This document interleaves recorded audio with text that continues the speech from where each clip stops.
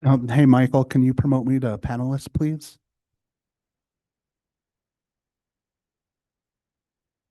Thank you.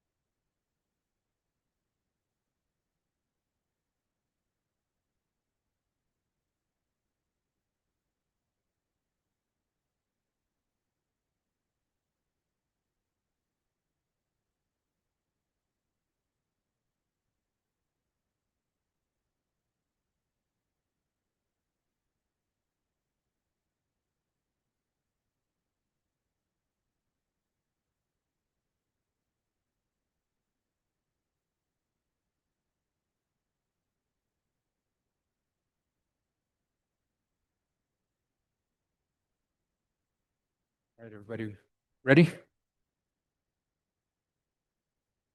All right, let's go ahead and call tonight's August 12th governing body meeting to order.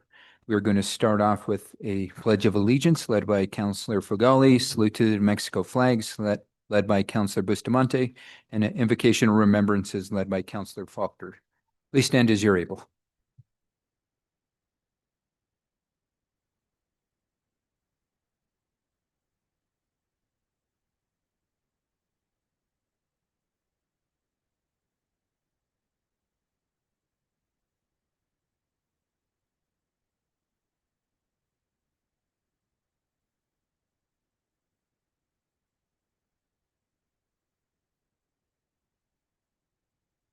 So the last couple of days, my family has lost a couple of people. My nephews, actually, they're my great nephews. I hope that doesn't date me too much, but they lost a very dear friend, Gunnar Anderson. And in this case, we lost a young person, and it was tragic and it was meaningless. In the other case, my sister-in-law lost her aunt, who she was taking care of, who was very instrumental in helping her become a woman. And her name was Willie Ann Lansing. And what struck me this week was that you have two people who passed from very different spaces in life. One was a young person from Los Alamos. The other one was an older person who passed, who was from Lexington, Kentucky originally and moved to New Mexico to be closer to her niece. So these are two human beings who've never met each other, had very different lives. And the impact they had on my very large family was profound. And I also have to recognize the impact that the passing of a young person has on their family is incredibly profound. And so it made me think about the spaces we live in and the people we touch in life. And that we are all teachers, whether we intend to be or not. And Gunnar and Willie Ann had such an impact on so many people that it draws to mind for all of us to be mindful about how we touch other human beings and how our daily decisions, from getting a cup of coffee, maybe helping someone with some change, or very simple things, are spaces where we can have an impact on other human beings. And if that is the case, that these two people who never met, who are so very different in where they come from and who they are, could have such an impact, then it has to be factual that we all have an impact on other human beings. And so tonight, I would just like to recognize that we should be in a space where we celebrate the time we have because we don't know when we're going to pass. And we should also be mindful about how we treat other human beings.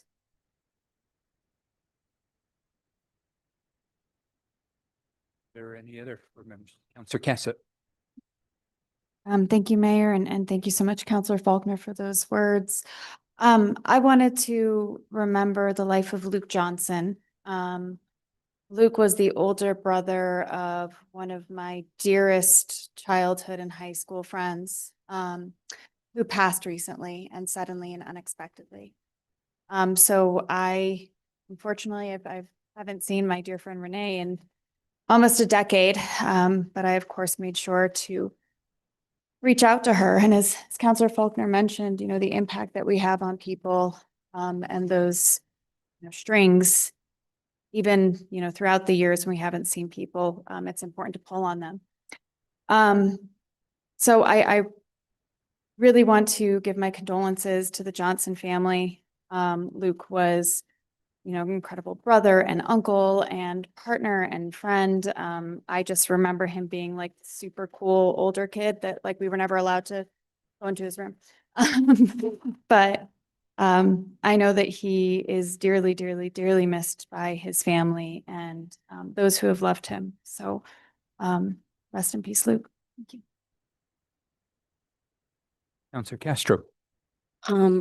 Thank you all for the beautiful words and for putting our best foot forward as community members, and helping folks grieve. I do also want to send out some condolences to the Chavez family. Freddie Chavez Jr. passed away a couple weeks ago, an amazing community member, friend, mentor, amazing musician who gave of himself, and one of the most humble people that I've ever met. So thank you, Mayor.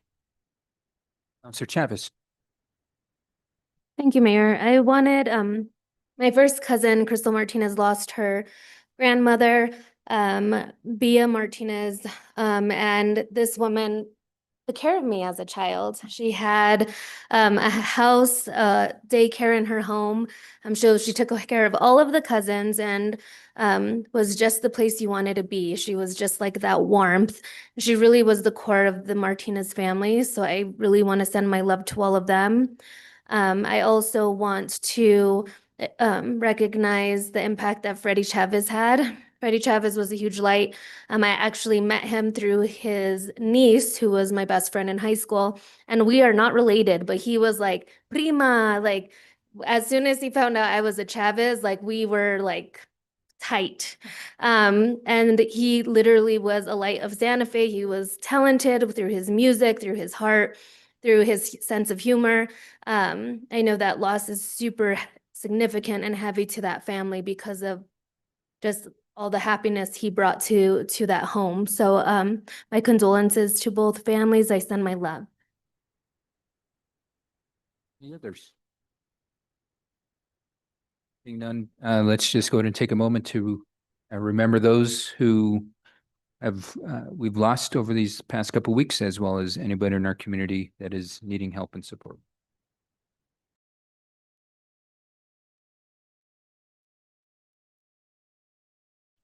Thank you, everybody.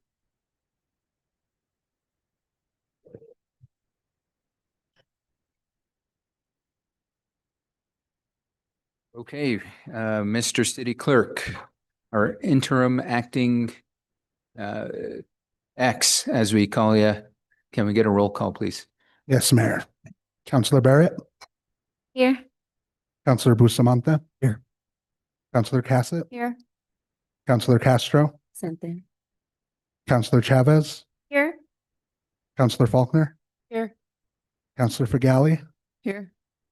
Counselor Garcia, Here. Mayor Garcia. Present. You have a quorum, Mayor.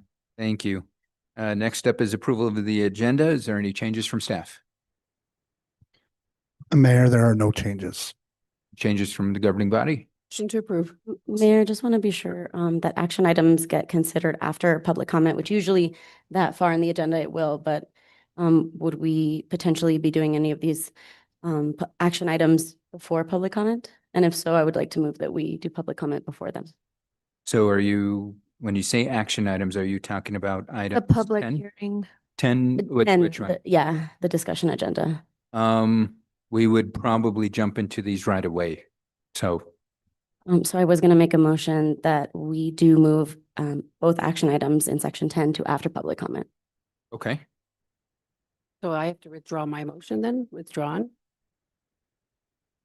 Second, Okay, so we've got a motion to amend the agenda to have items 10A after the petitions from the floor portion. Any other changes? 10A and B. Yeah, right. Items under 10. Okay. Hearing none, we got a motion and a second to amend. Can we get a roll call vote, please, Mr. City Clerk? Yes, yes, Mayor. Counselor Barrett, Yes. Counselor Bustamante, Yes. Counselor Cassett, Yes. Counselor Castro, Yes. Counselor Chavez, Counselor Faulkner, yes, Counselor Fagali, Yes. Counselor Garcia. Yes.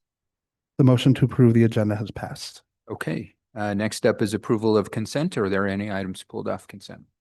Mayor, no items were removed from consent. Last call from governing body members. If not, what's your will? move to approve. Second, We've got a motion to approve in a second. Not seeing, hearing any discussion. Can we get a roll call vote on that, please? Yes, Mayor. Counselor Bustamante, Yes. Counselor Cassett, Yes. Counselor Castro, Counselor Chavez, Counselor Faulkner, yes, Counselor Fagali, Yes. Counselor Garcia, Yes. Counselor Barrett. Yes. The motion to approve the consent agenda has passed. Mayor, could we also consider moving executive session up to the next order of business? So we go to city manager, then exec session. Oh, yeah, city manager, okay. So next up is Moved. item 11, matters from the city manager, and I see him online right now. So the floor is yours, sir. Mr. Mayor, thank you. Can you guys hear me? Yes, sir. Okay, I just want to start by thanking staff for everything they've done. I also want to just remind all of you, I met with the county manager not on over email today, and we discussed our 4 committees for our joint meetings. So if you guys could get me those, what would you like to attend? I can also put an email together this evening and send it to you, and then you guys just pick. The county commissioners have picked their items that they would like to join. And so we'll just, once you guys get me what you would like to do, and I put it off fairly across the board, then I'll put that together and then share it with everybody. And with that, Mr. Mayor, that's all I got tonight. Okay, thank you, Mr. City Manager. Next up, matters from the city attorney. City Attorney Martinez, floor is yours. Thank you, Mayor, members of the governing body. I recommend that the governing body go into an executive session for the matters as noticed in the agenda. In accordance with the Open Meetings Act, MMSA 1978, Section 10-15-1, Subpart H7, meeting subject to attorney-client privilege pertaining to threatened or pending litigation in which the city is or may become participant, including but not limited to Jeffrey Hurtado versus City of Santa Fe, D-101-CB 2005-00757, and Subpart H8, meetings for discussion of the pursuant acquisition or disposal of real property or water rights by the city. Second, We've got a motion and a second. Is there any discussion? Hearing none, Mr. City Clerk, can we get a roll call vote on that motion? Yes, Mayor. Counselor Cassett, Yes. Counselor Castro, Yes.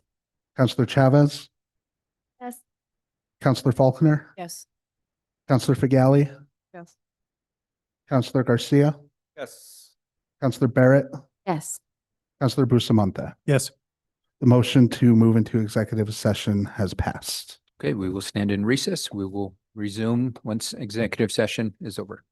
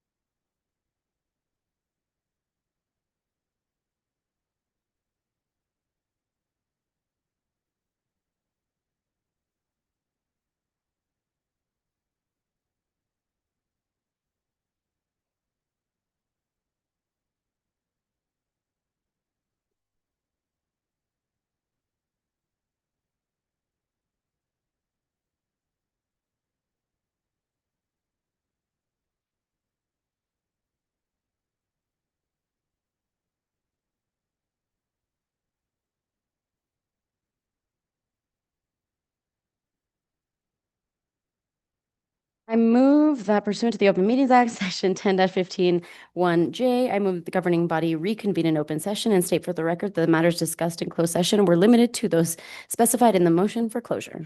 Second. We've got a motion and a second. Is there any discussion? Hearing none, Mr. Assistant City Clerk, can you please give us a roll call vote, please? Yes, Mayor. Counselor Castro, Yes. Counselor Chavez, Counselor Faulkner, Yes. Counselor Fagali, Yes. Counselor Garcia, Yes. Counselor Barrett, Yes. Counselor Bustamante, Yes. Counselor Cassett. Yes. The motion to exit executive session has passed. Okay, thank you so much. And that moves us to our next item on the agenda, which is item 14, matters from the city clerk. That is you again. Thank you, Mayor and members of the governing body. It's an honor to be here with you tonight, and I just have to give a shout out to our city clerk, Jalen Cardenas. She has given me every single opportunity that she can to allow me to be successful here, and I will forever be grateful for that. So thank you, G. Onto business matters. We do have a Charter Review Commission public input session next week on August 20th. We're still currently working out the location, but we should have that finalized soon. So if any of you are interested in attending that, please let me know. And that's all I have. Thank you. Thank you so much. Next up is communications from the governing body. So this time from the right side. So Councilor Fagali. Thank you, Mayor. I just, since Chief is not here in the room today, I would like to thank our interim city manager for doing such a great job and to ask if we might maybe get a new city manager sometime before he retires. So that's my comment for today. Thank you. Nothing from me. Councilor Chavez. I just want to congratulate most of our schools for opening their doors to all of our youth here in Santa Fe.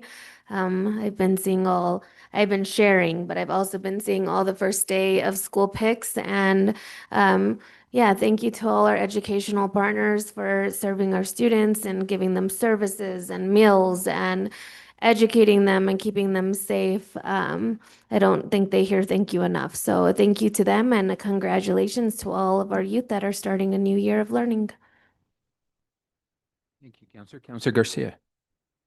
Thank you, Mr. Mayor. I just want to give a big shout out and appreciation to all the staff for all that they do for every event that's being put on in the city, whether it's things that are brought forth by governing body members or just things in general. The summertime is really busy, and all the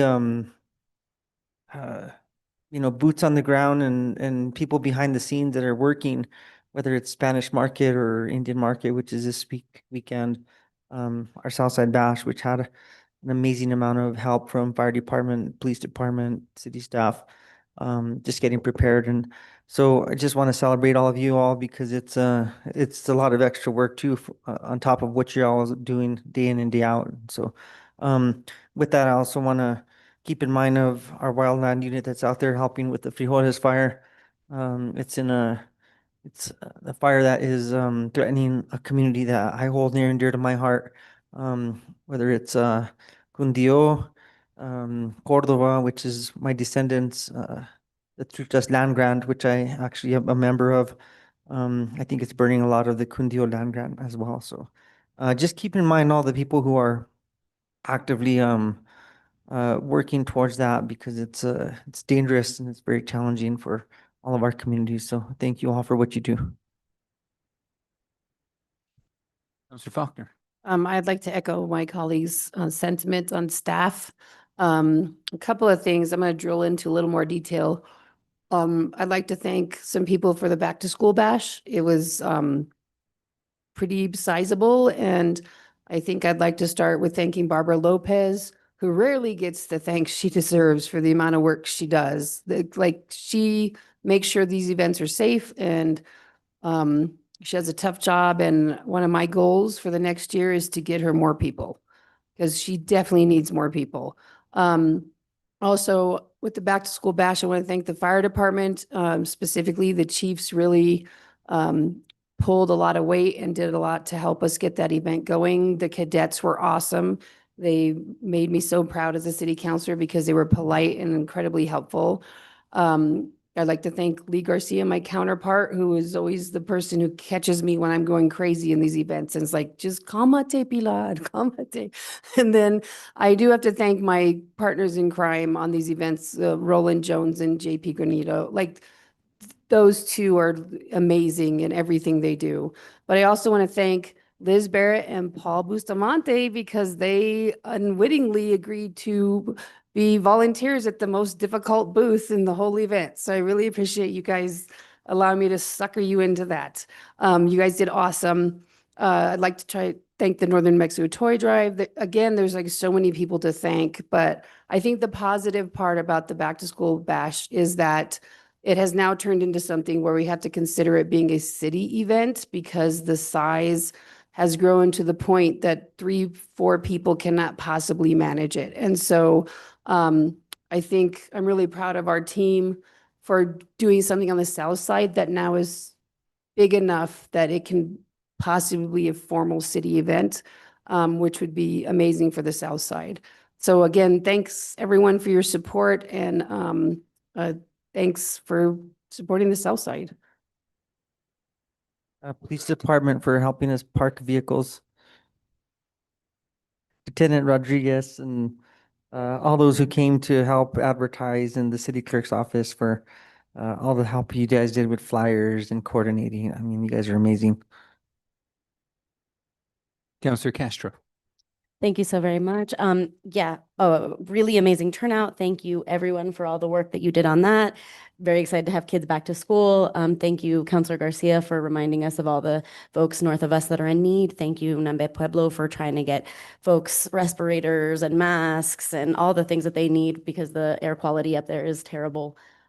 I do want to, on a lighter note, say everybody please go to Indian Market this weekend. It actually starts, I think, tomorrow. The events start with the film screening, Lensic 360, also Indigenous Ways Festival. The show is at the Rail Yard, 7 p.m. on Friday. It's going to be a very exciting time for everybody. Lots of free shows, so please go out and check it out. Thanks. Councillor Cassett. Thank you, Mayor. I think my colleagues have said it all, but I do think just recognizing how busy summer is for staff is important to do.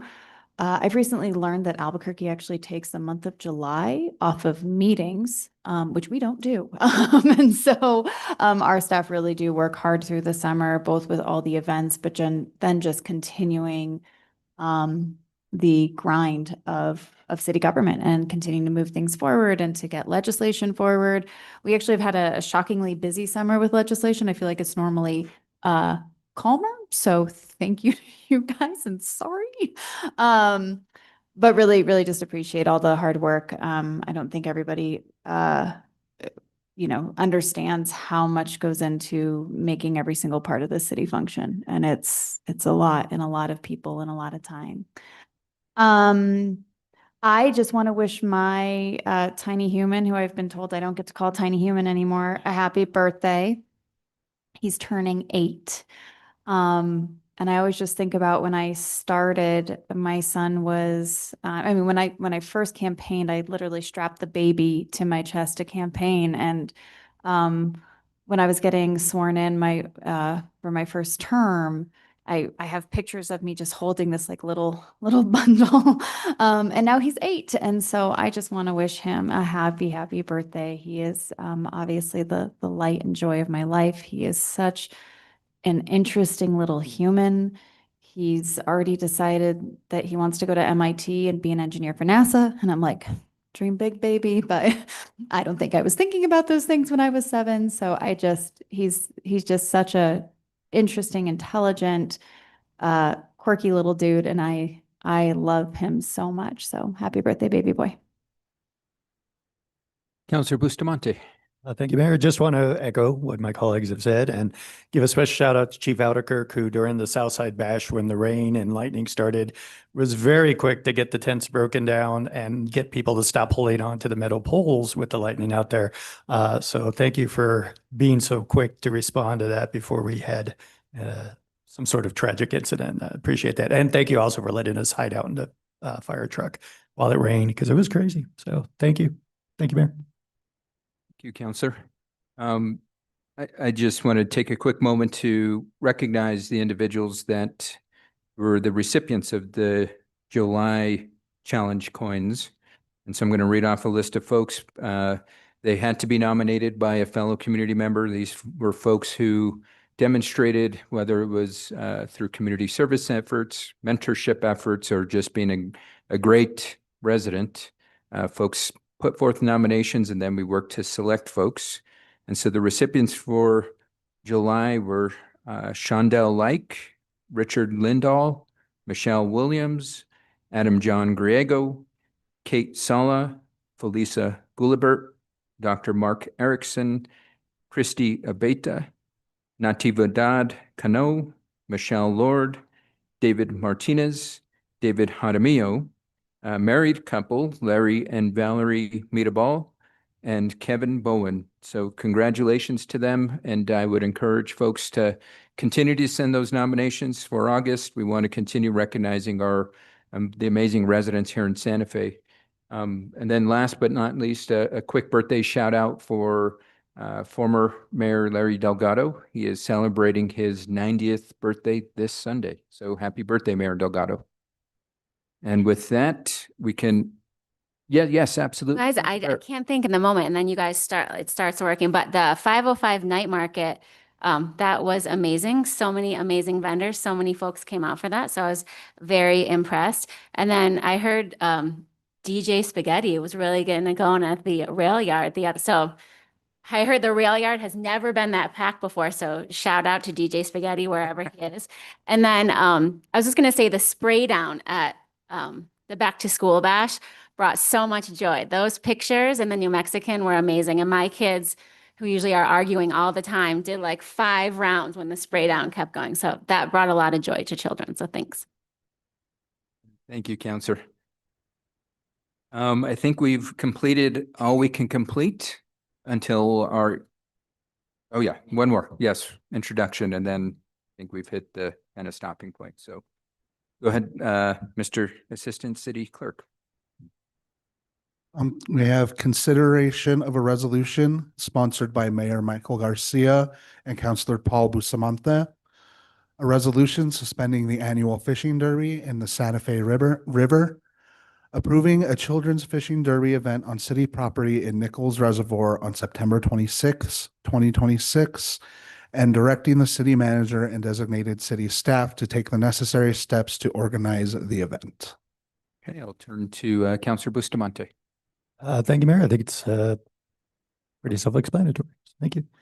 Thank you. And maybe I'll just add that just want to reinforce and reaffirm for folks, we are working with community partners to understand concerns and most importantly, hopefully plan for an event that is working with the highest priority to protect our watershed, but also working to ensure that we're creating an opportunity for young folks to learn about the watershed and ultimately know that it is theirs to preserve and protect in the future. So look forward to the discussion on this. And so with that, I think we've hit our stopping point. So let's go ahead and stand recess till 7 p.m.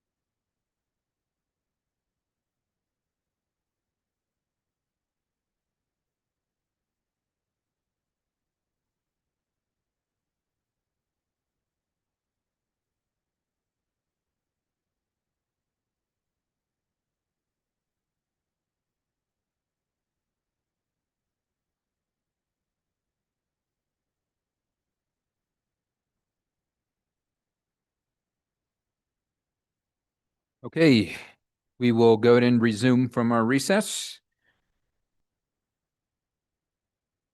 With that, we will move to item number 17, which is petitions from the floor. If any member of the public would like to provide public comment to the governing body, please do so. Line up at the podium. You will have 2 minutes. And we will take petitions from in the chambers first, and then we will move online.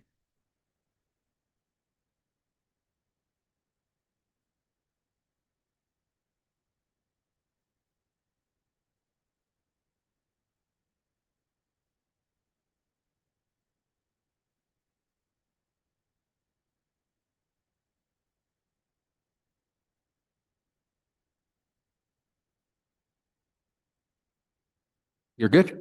Go ahead. And just make sure the light is on the microphone, so. Okay. Hi, my name is Madison Figueroa. I'm a student at the University of New Mexico and work with the Los Alamos Study Group. I'm also the president of Albuquerque Students for Nuclear Disarmament. I am here asking the council to oppose all plutonium pit production at Los Alamos National Laboratory and to oppose the construction of any LANL satellite campuses in the city of Santa Fe. Santa Fe has already taken a stand on the issue. In Resolution 2008-17, the city objected to expanded nuclear weapons activities at Los Alamos, including pit production. I ask that the council reinstate its opposition. As part of a younger generation, I am concerned about the future of New Mexico's capital. Pit production is not about maintaining the status quo. It is part of a larger effort to modernize and expand the nuclear weapons complex for decades to come. This commits future generations like mine to an ongoing nuclear arms race. A LANL satellite campus in Santa Fe would tie the identity and the future of this city to the nuclear weapons complex. Santa Fe should be investing in opportunities that promote peace, sustainability, education, the arts, and technologies that improve people's lives, not becoming an extension of the nuclear weapons industry. Even if no hazardous material is handled at the satellite campus, it would still support LANL's mission. The site will also increase the city's dependence on nuclear weapons production and the nuclear weapons industry. The city of Santa Fe should prioritize projects that directly benefit its residents, students, small businesses, affordable housing, and public transportation, rather than projects that may have a negative impact on them. The largest investments in northern New Mexico are tied to the nuclear weapons industry, and supporting this industry narrows the vision of what Santa Fe's future can be. Thank you for your time.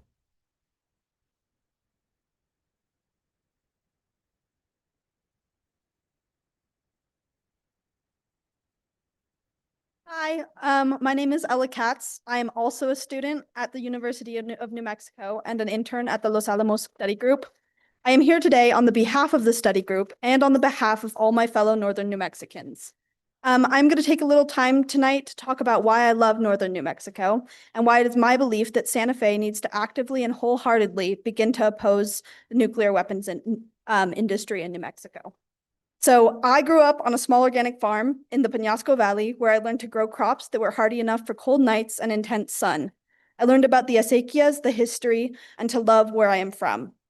Coming from Northern New Mexico, you are often confronted with harsh realities and see pain and suffering in your community very close up.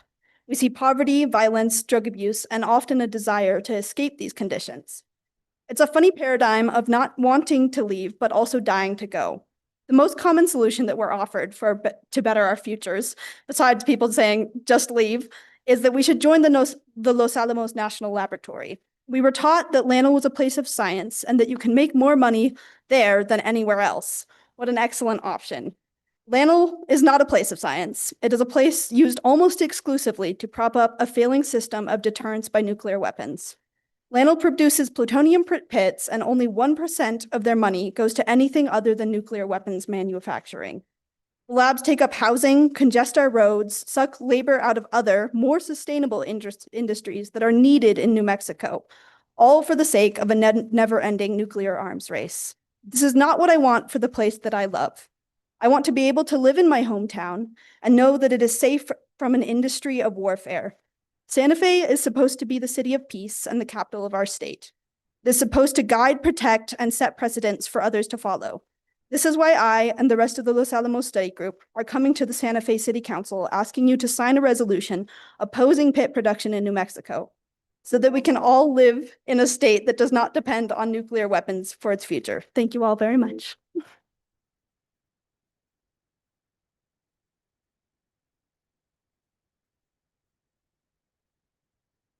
Hello, ladies and gentlemen of the City Council, Mr. Mayor.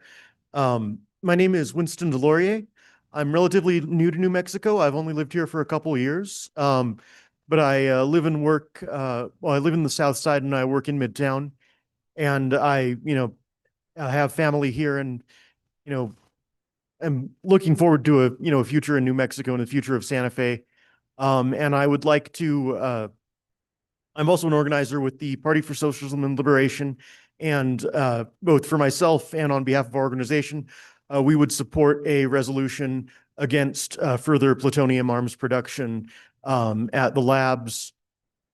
I think nuclear arms production can seem like a rather abstract and potentially a less urgent issue than some other, arms production. After all, it's easy to think we made it through the Cold War. These weapons were never used. It's a weapon that ideally and very possibly, hopefully won't be used in the future. But I think there's an urgency to this because, as was alluded to by some of the earlier speakers, this call for a 90% increase in plutonium arms production is directly connected to a change in the American defense doctrine. There's recently a conference by a high-ranking Defense Department advisor, Eldridge Colby, in which they stated that it is now American policy to essentially, they talk about it as reinforcing deterrence, but what it is in effect is making nuclear weapons more practically usable. And it is this frankly delusional idea that they could fight a limited nuclear war that would not escalate into mutually assured destruction. So I, again, strongly urge a resolution against plutonium arms production at the labs. Thank you.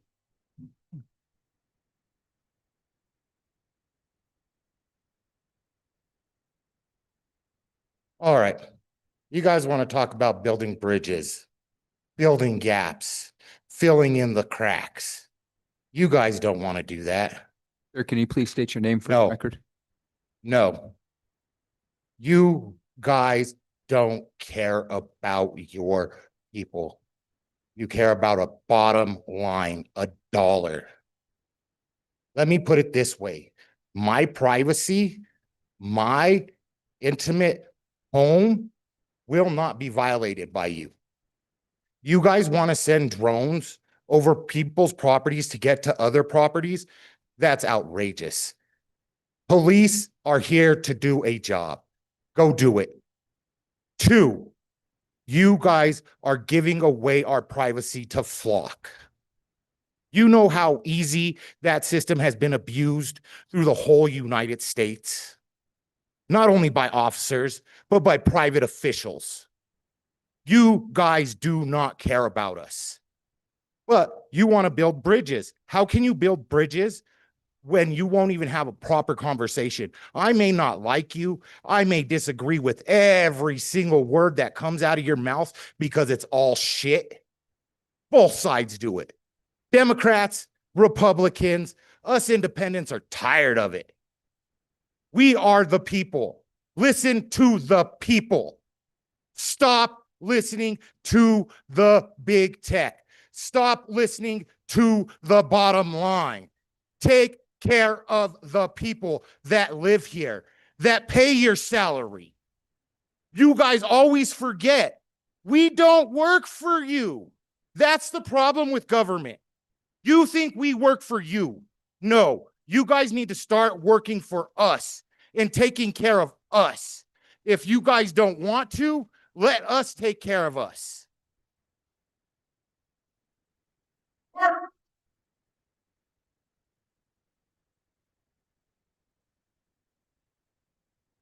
Well, my name is Daniel Fisher. My sidekick Chapo here. Mayor Garcia, I've been to your office a few times and curious thing happens. Angie tells me the mayor will not speak. True. Find that it's true because it happens. There are people in this town that are predators. They steal from people. And it's Another curious thing happens. They count on various authorities to run interference. And then you're engender intimidation upon the victim. Okay, I'm helping an elderly gentleman right now with a situation. And it's more details to get into in 2 minutes. And I have developed a rapport with Ben and with Scott talking about some of these. Ben himself has instructed some of his officers to follow up if they don't. Because why there's familial relations and friendships, and some of the people with authority are protecting people that are, you know, in my case, I had a truck stolen, character fentanyl continues, menace his neighborhood with the drugs, stealing other cars. Many people complain it's half the time they just don't show up. I've spoken to them about this, about other things in detail, and these acknowledge installments, sometimes it's lost, they're a known problem, moved. But they readily engage in intimidation on the citizens. And many people are frustrated. It's odd to come into the office and the mayor will not speak to them. I don't know how she becomes the gatekeeper. I have sent emails to Ms. Faulkner, Ms. Kasut, no response. Sent emails to several commissioners prior, no response. I have to physically go into the office. It'd be great if we could use the technology relative, or have to go in and be persistent. The ones that want to listen, receive me, and we develop a rapport. The ones that are entrenched in this ignorance or arrogance, whatever you want to call it, this little voice system, allegiance to family and friends versus justice in this town. Sir, will you please wrap yeah. up your comments? The time is expired. Your time has expired. If you can please. Very wrap up well, your comment. we've said it. So will you be able to speak with me and address these matters? I'm happy to meet with you after the rules are. I can't have a back and forth dialogue with you. I don't mean. But I'm happy. Sir, I've never turned on a meeting in my life. So I don't know why Angie's told. I can't have a back and forth dialogue. I don't want to be in violation of our rules. Please reach out.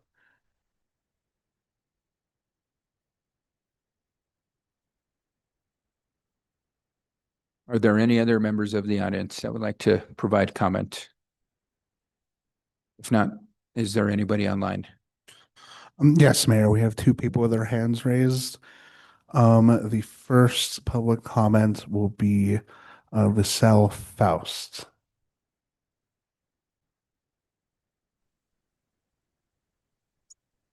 Hey, can you hear me? Yes, we can hear you. All right, let me just get, I can't see whether or not the timing, but I think this will be under 2 minutes, so I'll just get started if that's all right. Yes. Good evening. My name is Lisa Faust. I'm a community organizer here in Santa Fe working in mutual aid groups like Burrito Brigade. I also serve as secretary of the Santa Fe DSA. I live in District 2 and I strongly oppose the proposed Axon drone contract worth about $2.1 million with the budget adjustment totaling over $2.6 million. The police department already receives about 19% of our city budget, which is nearly double almost every other department. And affordable housing only gets 2%. If police need new equipment, I think that they should have to find it within the budget they already have because it is quite substantial. This should not come at the expense of other programs that need to be more resourced. I am strongly opposed to giving police any additional surveillance technology. This department has already used its tools beyond their intended purpose, including surveillance of unhoused neighbors. And a department that abuses its tools should not get even more powerful ones. Voting yes on this amount of more money for the police surveillance while neighbors go without enough food, affordable housing, and access to medical care tells us exactly who needs come first. I grew up in Santa Fe. I am doing my best to care for this community, and I personally cannot find an affordable place to live to continue doing this work and to sustain myself. And that's what 2% for affordable housing looks like. I urge you all to vote no on this. Thank you.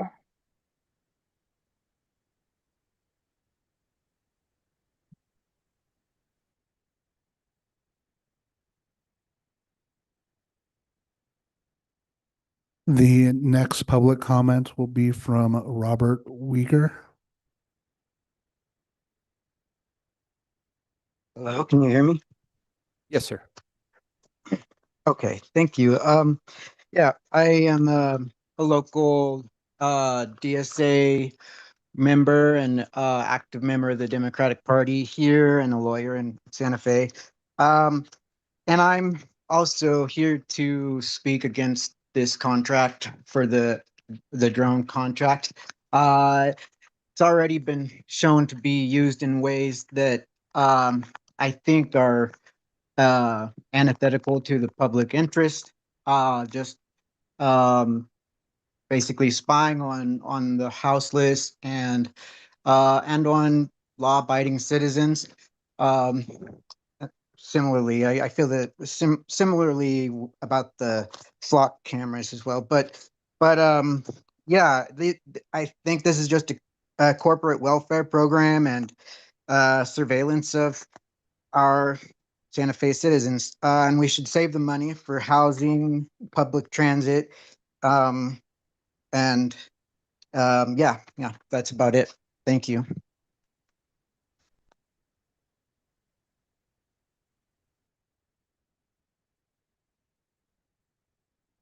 The next public comment will be Dylan Schwagel.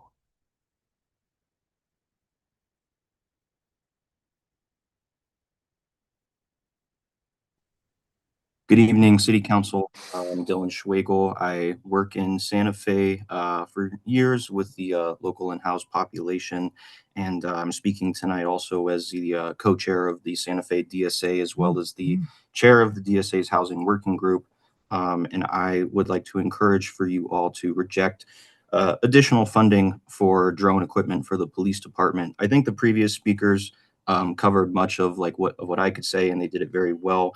I just want to cite back to an article written in the New Mexican back in June that investigated the use of drones in surveilling the unhoused population, which was explicitly not what this technology was intended for. And I think that ought to establish for us that the police department will not be responsible with further surveillance technology, that it will be used to further police the unhoused population, which is not, I believe, the direction that this city or this government or this administration, the city council wants to go in. We're looking to really solve the issue of homelessness. We're looking to expand upon services. That $2 million could go towards that. It would probably be put to much better use, not to further harass and make life difficult for people who already have incredibly difficult lives living on the street. So I again encourage you to reject this proposal. Thank you.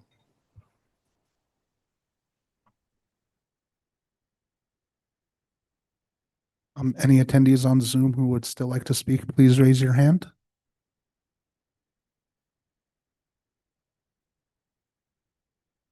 There are no more hands raised, Mayor. Okay, thank you so much. So I believe that takes us back to item 10A. So, Mr. Assistant City Clerk, if you wouldn't mind, please reading that into the record. Item 10A, request for approval of a goods and services contract with Axon Enterprises, Inc. for the purchase of the drone as a first responder program in the total amount of $2,168,020 until June 30th, 2031. Accompanying that is request for approval of a budget adjustment request in the total amount of $433,604 from the general fund reserves to the inventory exempt equipment for FY27. Here to speak on the item is Interim Chief of Police Ben Valdez. Okay. Interim Chief Valdez, if you would like, you're welcome to give a presentation overview. If not, we can turn to the governing body for any questions. Thank you, Mr. Mayor. I think we've given a lot of information, both at public safety during our initial assessment on this program, and we're ready to move to questions. Okay. I'm going to go this way. Councilor Castro. That's all right. Thank you so much, Chief Valdez. Based on some of the questions, could you just go over again the security features around our data and storing our data? Mr. Mayor, Councilor Castro, yes. So the data that we have from this program, it ties into our Axon ecosystem. So under that master service agreement, that data is ours. If we wish to share that data, it has to be given with explicit permission from the Santa Fe Police Department. Usually that's going to be for ongoing criminal investigations. So as an example, if New Mexico State Police is investigating a homicide, if we have body worn camera, in-car camera, or drone video, that would be data we would share with them for the furtherance of their case. You give us a little context about the difference between Axon and Flock as systems. Mr. Mayor, Councilor Costa, what I can tell you is we're requesting services and equipment through Axon, and this is not Flock. So Flock is the name of a company that provides similar services? My understanding is Flock is under scrutiny for their data sharing for their ALPR systems. And again, this is not Flock. So we don't have ALPR systems. We absolutely do, but these are not Flock. So that's the name of the company is Flock. And Axon is a different company that does similar products and similar services. I don't know what services that Flock provides in depth. I do know what Axon provides. And that's what's included in our contract is that the data that we have is our data. I'm not sure how Flock does business because we're not in contract with them. I haven't discussed anything with them. We're looking at building up our Axon ecosystem. Wonderful. Thank you so much. And your testimony at finance was that these drones do not read license plates or are not able to identify individuals. Is that correct? So they do not have facial recognition, nor do they have an automatic license plate reading capability.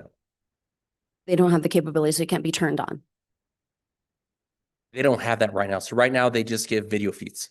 And the video quality, if the pilot wants to obtain a license plate while they're doing an assessment of a scene, they can get into position to capture the license plate, but it's not like an automatic license plate reader. So it does have the capacity to capture a license plate if we trigger it. That's not what I said, Counselor. So please. Sorry, no, I might have misunderstood. Please explain. So we can capture what the license plate is, but the way an automatic license plate reader works is it captures the plate and it automatically does an inquiry through NCIC. This does not have that capability. So if our officers capture it with the video feed, they want to conduct an inquiry in furtherance of a criminal investigation, they may do so. It'd be the same if they were there on the ground or if they're looking at a plate while they're out doing a foot patrol. Do we have any other Axon equipment that does read license plates? We do. We have automatic license plate readers that are provided by Axon. Do they interact, those two systems, or that data? Is it able to be paired together? Not the ALPR process. That's for our in-car camera systems. Thank you so much, Mayor. Anybody else? Councilor Garcia, then Councilor Faulkner. Thank you, Mr. Mayor. Thank you, Chief. How long do we store the data or how long do we keep it on file? Mr. Mayor, Councilor Garcia, it's going to depend on the nature of the incident that video capture is for. So if it is for an event that is non-evidentiary, it's going to fall in line with our current retention schedule that we have for all our other digital data. So in our evidence policy, for one of those situations, it would be 90 days. If it is not needed after 90 days, then it will be purged from the system. Now, if it's tied to a certain level of crime, and again, we have that listed out in our evidence policy, it would fall within those guidelines. For some criminal violations, it could be 99 years for like a capital offense, such as a murder. But if it's going to be for a petty misdemeanor, it could be 6 months. If it's a higher level misdemeanor, it could be 12 months. We have somebody that is in charge of managing all of that. Or is it by individual officers or what their requests are, or how are they filed? Councilor Garcia, the way that it works is when there's a recording, it is auto take based on the nature of the call. And that implements the automatic schedule for that retention period. Once it reaches that time, unless an officer steps in or we have to do it administratively for an instance that would involve, let's say, a tort, where we're given an order to retain records, it automatically purges it once it comes to that scheduled date. So whatever the classification is, once it comes to that date, then it's purged from the system. Thank you. I guess, to put to rest some of the questions by public comment in regards to us utilizing this to antagonize people. That's not the intent for this, correct? I think what it will do is make it more difficult for criminals, especially those there on Rufina Circle, to engage in drug trafficking, possibly human trafficking and other things.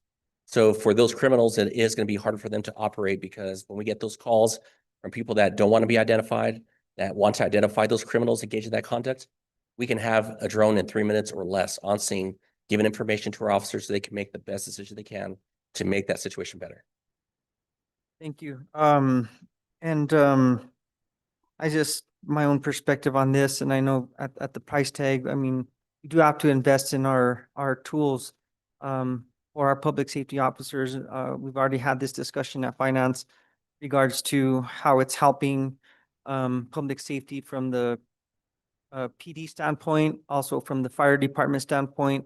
And in no way, I think the intent is to move around our unhoused community in regards to more than so assist them with issues and help. How do we find issues that are happening in our community where there is either an encampment where there may be a potential fire or things of that nature, where it's very difficult for us to get to some of these places.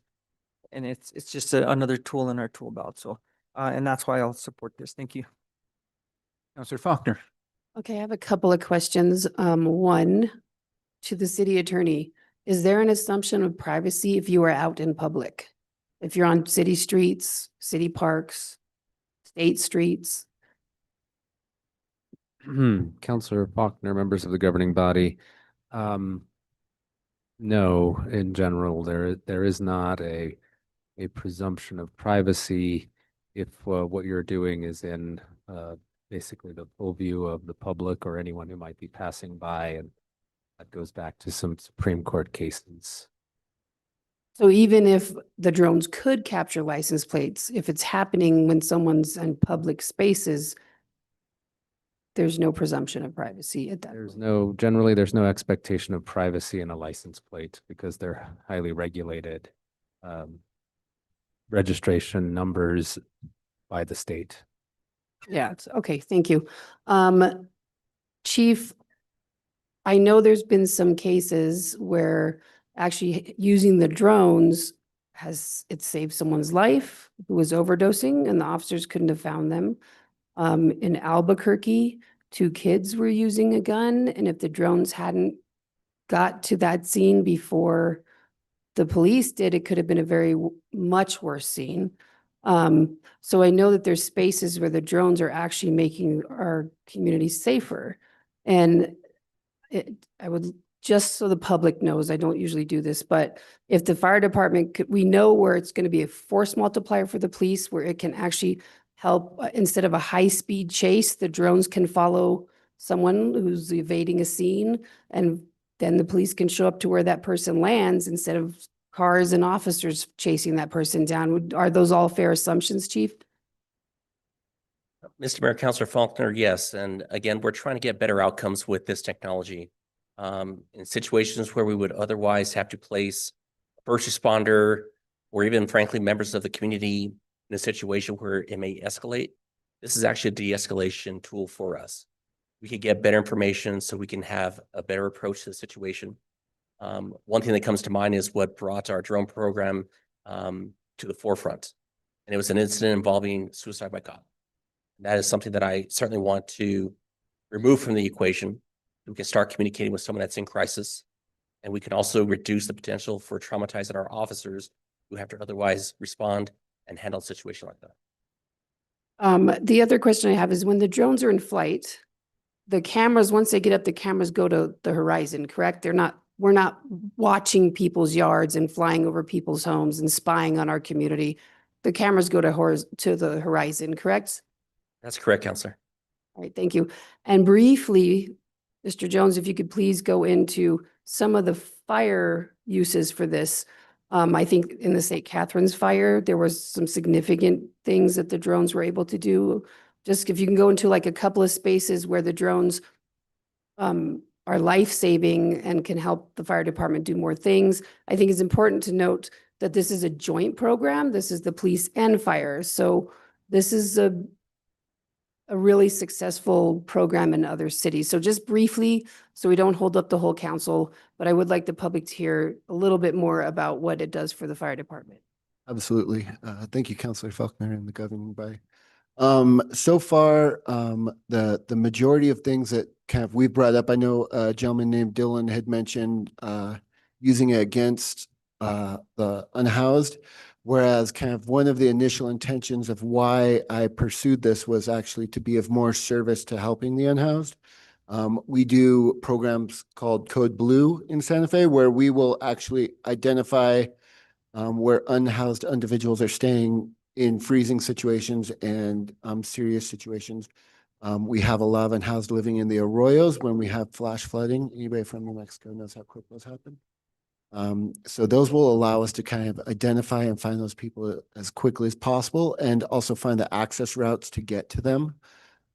As far as search and rescue, I've already conducted one search and rescue at the top of the ski hill where we were able to find a lady in freezing conditions just before the sun went down, and get access to her and identify exactly where she was and get her support and get her out of there. One of the biggest things I think everybody can kind of see right now, and it's not going to go away, is we have a pretty serious wildfire and fire problem in general. Throughout the year, even in the winter months when unhoused individuals are using, those fires to stay warm and stay alive, those fires can get out of control, and especially in residential areas. This allows the fire department to immediately identify the areas that those fires take place in, to be able to kind of like get there before they grow and before they get out of control and figure out where our water sources and where access points are.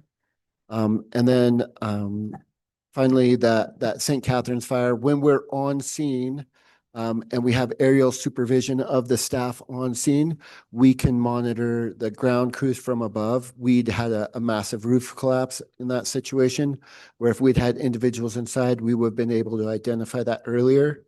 We had a period of time where the water stream was shooting up over the roof because it's really hard to see where that's going to be landing on these large structures.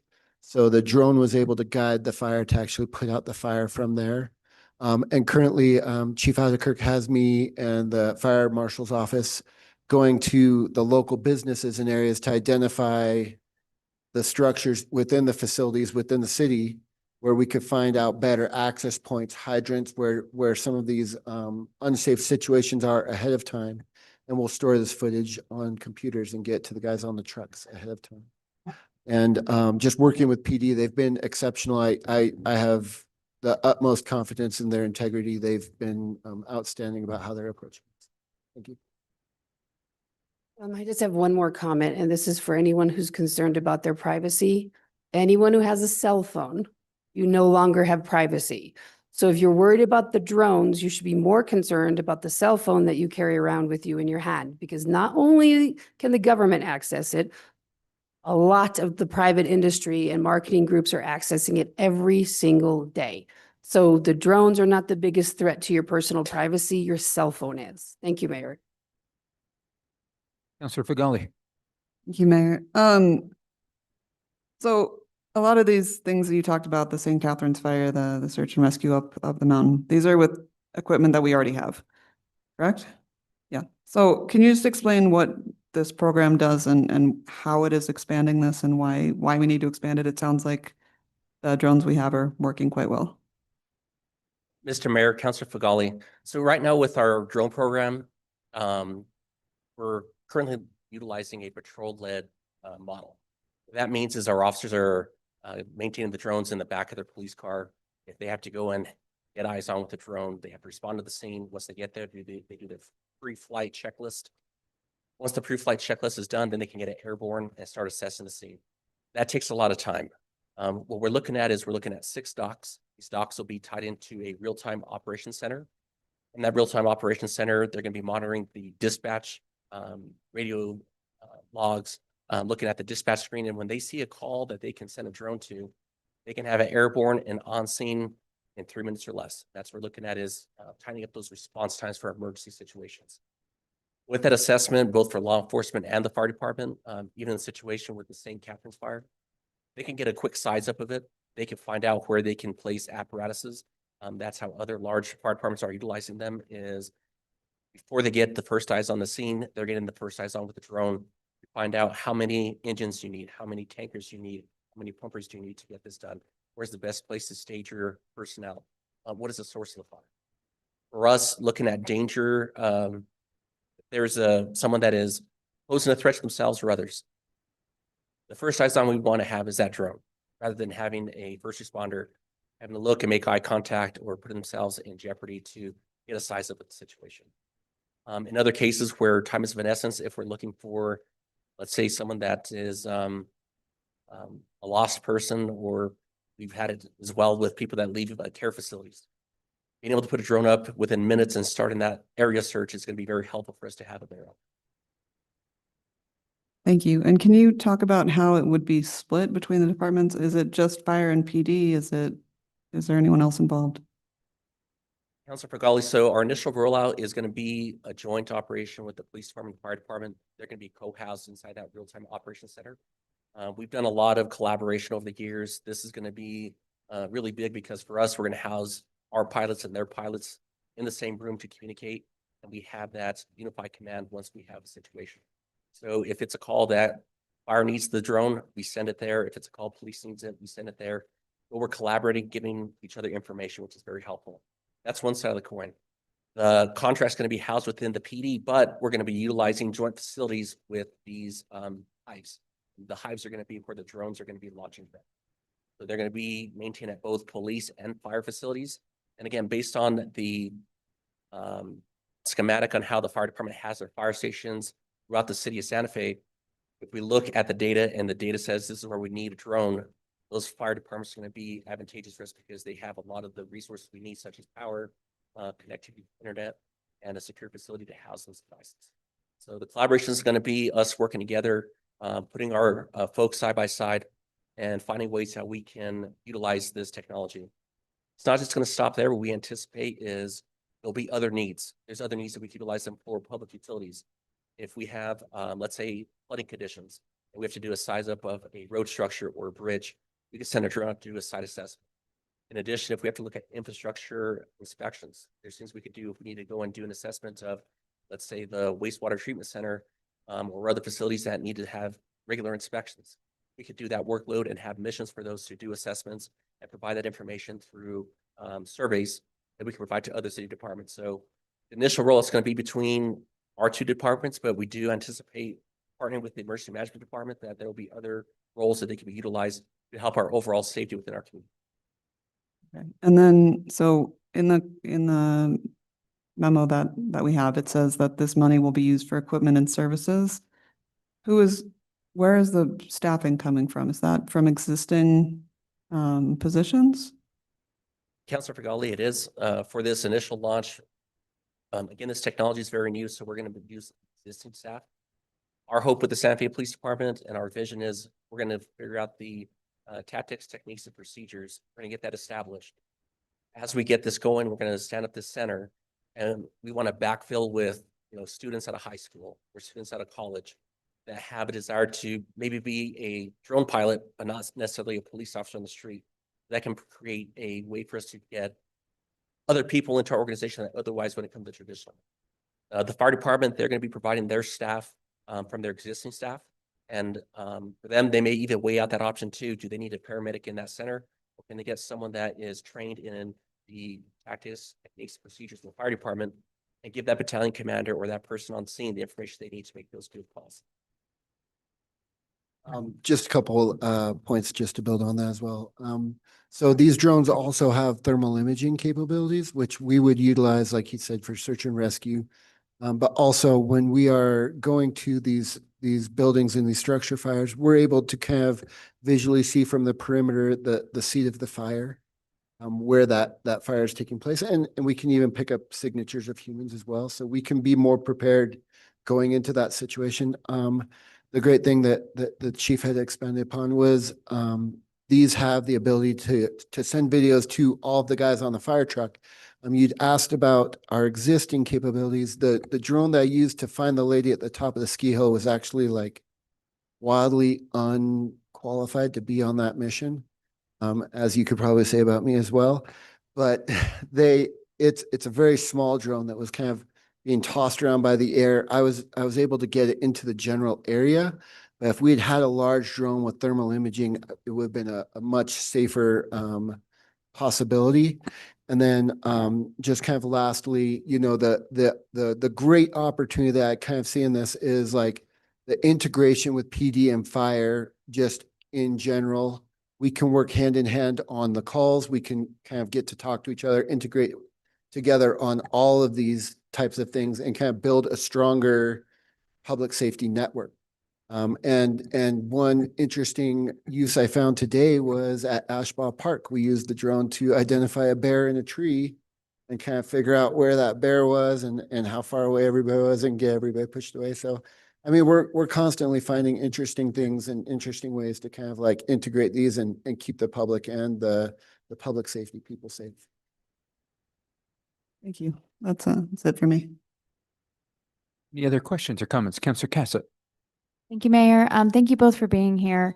I think what's really, relevant with this conversation and with the public comment is that technology is only as good as the people who are operating it.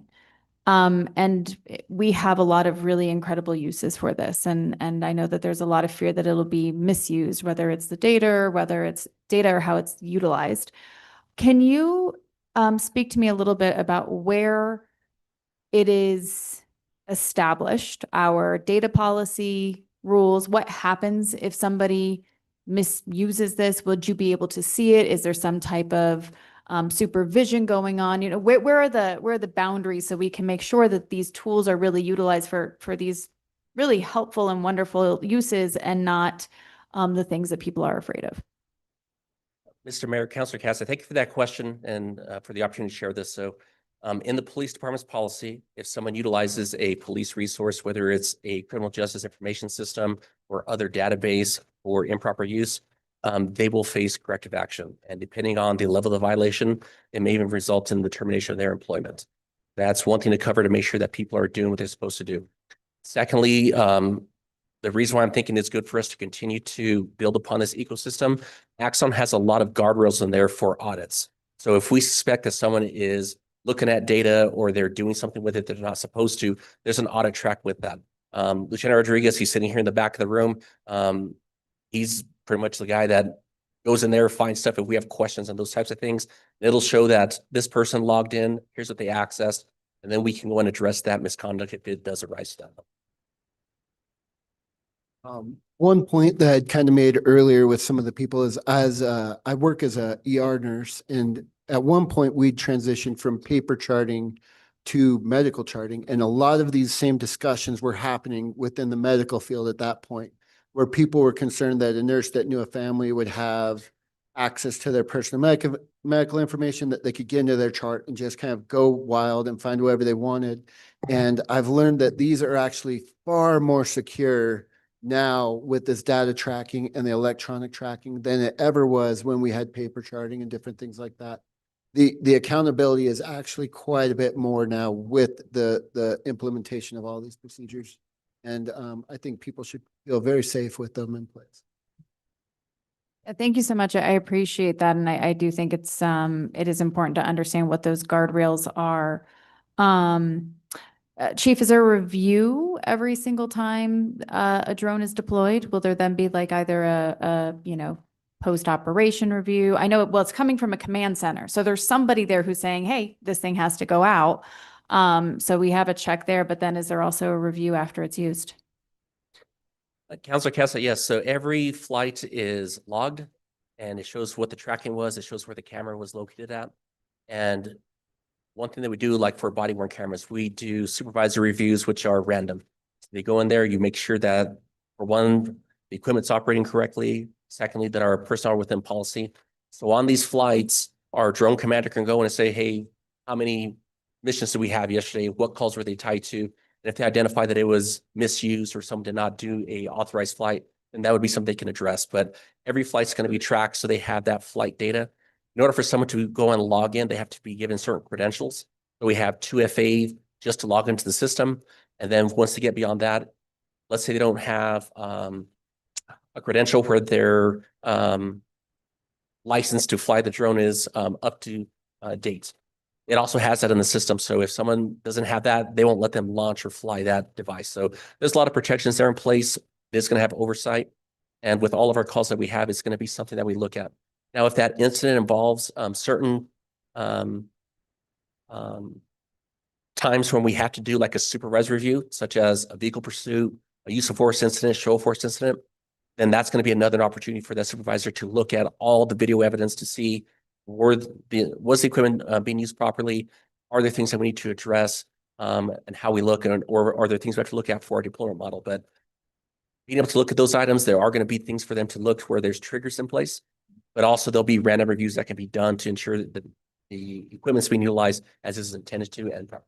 Okay, wonderful. Thanks. I appreciate that. And I remember when we switched over to Axon, and that was actually a big component of this is how many checks and balances there are with Axon. So with the body worn camera, I know that there had been, incidents across the US where a police officer accidentally turned off their camera. And so we made sure that we have a system that it's a different motion. You cannot accidentally turn off your camera. It automatically turns on with, I think, if there's a gunshot, if the taser is deployed, if the sirens are on, the camera goes on for the car. I mean, just the amount of surveillance that is on PD at this point, that was purposely chosen for the Axon system. I know that was something that you were very involved in, and we had a lot of conversation about back in 2020, 2021, whatever it was. So I really appreciate that. And I know that that has been successful with this company, that we have had those checks and balances and that surveillance in those pieces so that we can understand when, certain tools are utilized. Of course, with use of force, this becomes a much larger conversation as opposed to, with the drones, making sure that things are not being misutilized. So I really appreciate that. And one thing that has kind of come up on inside conversations that I think is worth noting is the accountability part is absolutely important and a great part of this. But I think more than that is the educational opportunities that we have in PD and fire. I think we're going to have a lot more chances to look at this footage and get better as public servants and learn from some of the things that we're able to see from a different perspective versus I don't actually think the accountability is going to come to play as much. I think that's always an overreaching concern, but I do love the idea of just being able to look at these fires, looking at PD calls and have a sit down where it's almost like a play-by-play on a football game where we can say, you guys went this way, we could have gone around this way.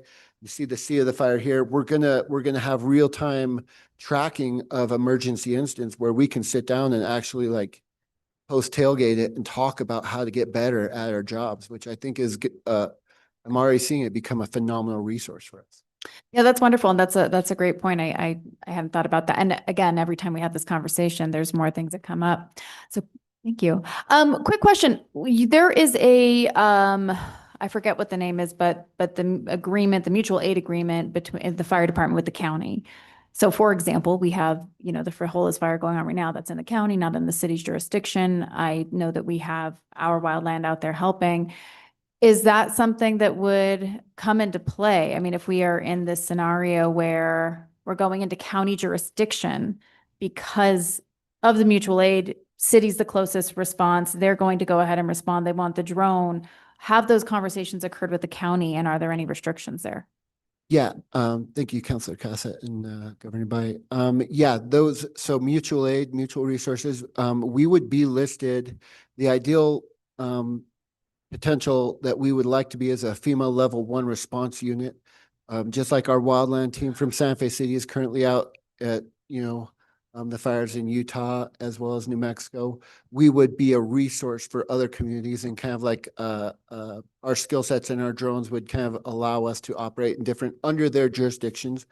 And we're quickly learning how important it is to kind of coordinate with people like PD, with the wildland, with the tankers and the air tankers and the helicopters. There's a lot of variables at play with those. And so you want to make sure that we're as educated and as safe, and we've learned all the steps prior to, not, putting the cart before the horse. We want to be exceptional at what we do while we're in town. And then once we excel and are comfortable in our capabilities, then we'll start to kind of expand and become a resource for the region and all over the nation, ideally. We, in my disaster work, we use drones for hurricanes, tornado responses, even some of the wars I've gone to. Drones have a far-reaching ability that I think we can become well-known as a really good operating drone team in the nation. Oh, wonderful. Thank you for that. And then, my last comment is on the price tag. It's a heavy price tag. However, saving a life, I don't think we can really put a price on that. I know we've had that discussion numerous times. And also, Chief Valdez, as you mentioned, some of these scenarios where officers are in a situation where we're, talking either these suicide by cop scenarios or where force is used and potentially could have been avoided. That sometimes comes with a lot of legal costs and conversations there. And anytime I think that we can avoid use of force, we obviously really want to. And if this is another tool that allows us to do that, I think that it really is worth the price. And in terms of where we see other, actual financial costs to the city, but also I really, the more lives that we can make sure that we're saving, the better. So thank you so much, Mayor. Councilor Garcia. Thank you, Mr. Mayor, and I asked all my questions. I just wanted to give a little bit of kudos to Councilor Bustamante and Councilor Faulkner, because initially when you came on, brought this conversation, talking to, fire department with our public safety and how this will work. Mayor, thank you for help working with them and trying to find the funding for this. And hopefully that we make it successful and we continue it into the future through our budgeting process. Yes, Councilor Golly. Thank you. One more question. So in our packet, it says that, well, in the memo, it says that the cost for 1 year is $433,604 per year. And you are requesting a budget adjustment request for that entire amount from the general fund reserves for this. Why is that not coming from existing budgets, and what's the plan for future years? Mr. Mayor, Councilor Pagali, thank you for the question. So when we were building our budget for this current fiscal year, this was one of our priority projects that we're trying to get implemented. During the initial budget process, it was seen as something that, again, we're trying to be conservative citywide with our funding, and it wasn't something that didn't appear to be able to be budgeted for this fiscal year. So there were discussions to have this be considered. Through the work that we did and just looking at, again, the workload and the call volume that we're dealing with, how we can mitigate some of these situations. I'm glad Councilor Cass had brought it up. Some of these lawsuits that inevitably have occurred, we're trying to avoid those things. And again, we see this as a risk management tool when it comes to that. It's the same thing we saw with the body worn cameras, where if we have one incident where we could have done something better because we had better equipment, it would have paid for the life of the entire contract. And that's been the case with some things. Looking at this amount, it is a significant investment, but the investment that we do get on that return is coverage wise, we're looking at 7-day coverage, 20 hours a day at the very least of having that asset for our first responders to, again, have better outcomes. And looking at it from a risk and liability standpoint, our hope is that we're going to have a reduction in those claims, that we're going to have better outcomes, because the financial cost is just one thing. The thing that costs the most, though, is trust. So if we lose trust and confidence because something doesn't go the best it could, trying to earn that trust back, it takes a long time. It really does. We're trying to get ahead of that so we can make sure that we're doing everything we can to avoid those situations, to achieve better outcomes, and not only get our first responders, to a position where they're safe, but our community as well. And we understand that some people, again, the mere presence of a police officer can make someone escalate in crisis. If we can start the communication early on before it has to escalate to that, we're hoping to have better outcomes. And we've seen with communication that's effective that we can achieve those outcomes. This is one way for us to try to leverage technology to help us, for one, get better information, to get us on scene faster. And like I mentioned about one area that we're focusing a lot of resources to change the criminal behavior, let them know that we do have these resources and for it to be a deterrent for them. And overall to help our community thrive. Or are you planning to put this in your budget for future years? Yes, we are. So when we come back for budget for FY 28, we're going to be including this amount in future budget years. Thank you. Sure. Counselor Faulkner. Just in brief, when Counselor Bustamante and the mayor and I were working on this, we also have contacted people at the state level, like the Office of Homeland Security for the state. They have some funding available, some fire marshal's office at the state level. You know, we're working on getting grants and getting support from the state as well. And we've also talked to Senator Lujan. I believe the mayor sent Senator Lujan a letter asking for help with funding on this. So this is a pretty popular program. It's becoming very popular throughout the state. And so there's also resources that we can try to access higher up the food chain than the city. Any other comments or questions? Just quickly, Chief, just because it was brought up tonight, and I just think folks, until you repeat it at least 3 times, does this technology utilize clock technology? Mr. Mayor, so DFR does not have automatic license plate reader. No, flock. Like, It has nothing to do with flock. This is an Axon problem. right. Do we use flock in general? We do not, Mayor. Okay. I think that is a big misassumption. And I think that is something we're constantly receiving information that get rid of flock cameras. Well, we don't use them. And my private entity might use them, but we don't. And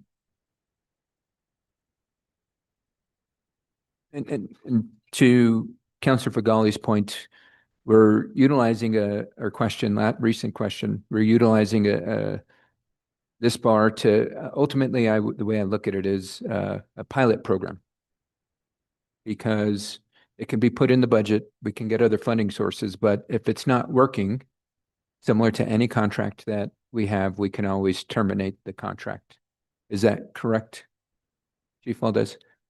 That's correct, Mayor. That's the non-appropriations clause in every contract that the city has. Great. So the way I look at this holistically is we're trying to build a 21st century public safety effort. And to do that, we need to utilize 21st century tools, which whether it's drones or lapel cameras or even tasers, we need to ensure we're utilizing modern tools to keep our public safe. And I see drone technology just as another extension of that. It's exhibited to be successful in the small program we have, but if we look at other municipalities across this country, this is used and becoming a much more common occurrence. And so we're slowly going at this to the point we want to build public trust. We need to ensure that the public is bought into this. I think the public will see the results. And I definitely would encourage the public to give feedback on this process as we're moving forward with this. So many thanks to Edie, to Fire, Councilor Bustamante, Councilor Faulkner, everybody that's working on this, because again, I think we all just want to build about a safer community. So thank you. No other questions or comments for me. So if not, can we get a roll call vote, please? Motion to sorry. approve. I've got a motion. Second. Approve. Second. Discussion on the motion. Hearing none. Now can we get a roll call vote, please, Mr. City Assistant City Clerk? Yes, Mayor. Counselor Chavez, Yes. Counselor Faulkner, Yes. Counselor Fagali, No. Counselor Garcia, Yes. Counselor Barrett, Yes. Counselor Bustamante, Yes. Counselor Cassett, Yes. Counselor Castro. No.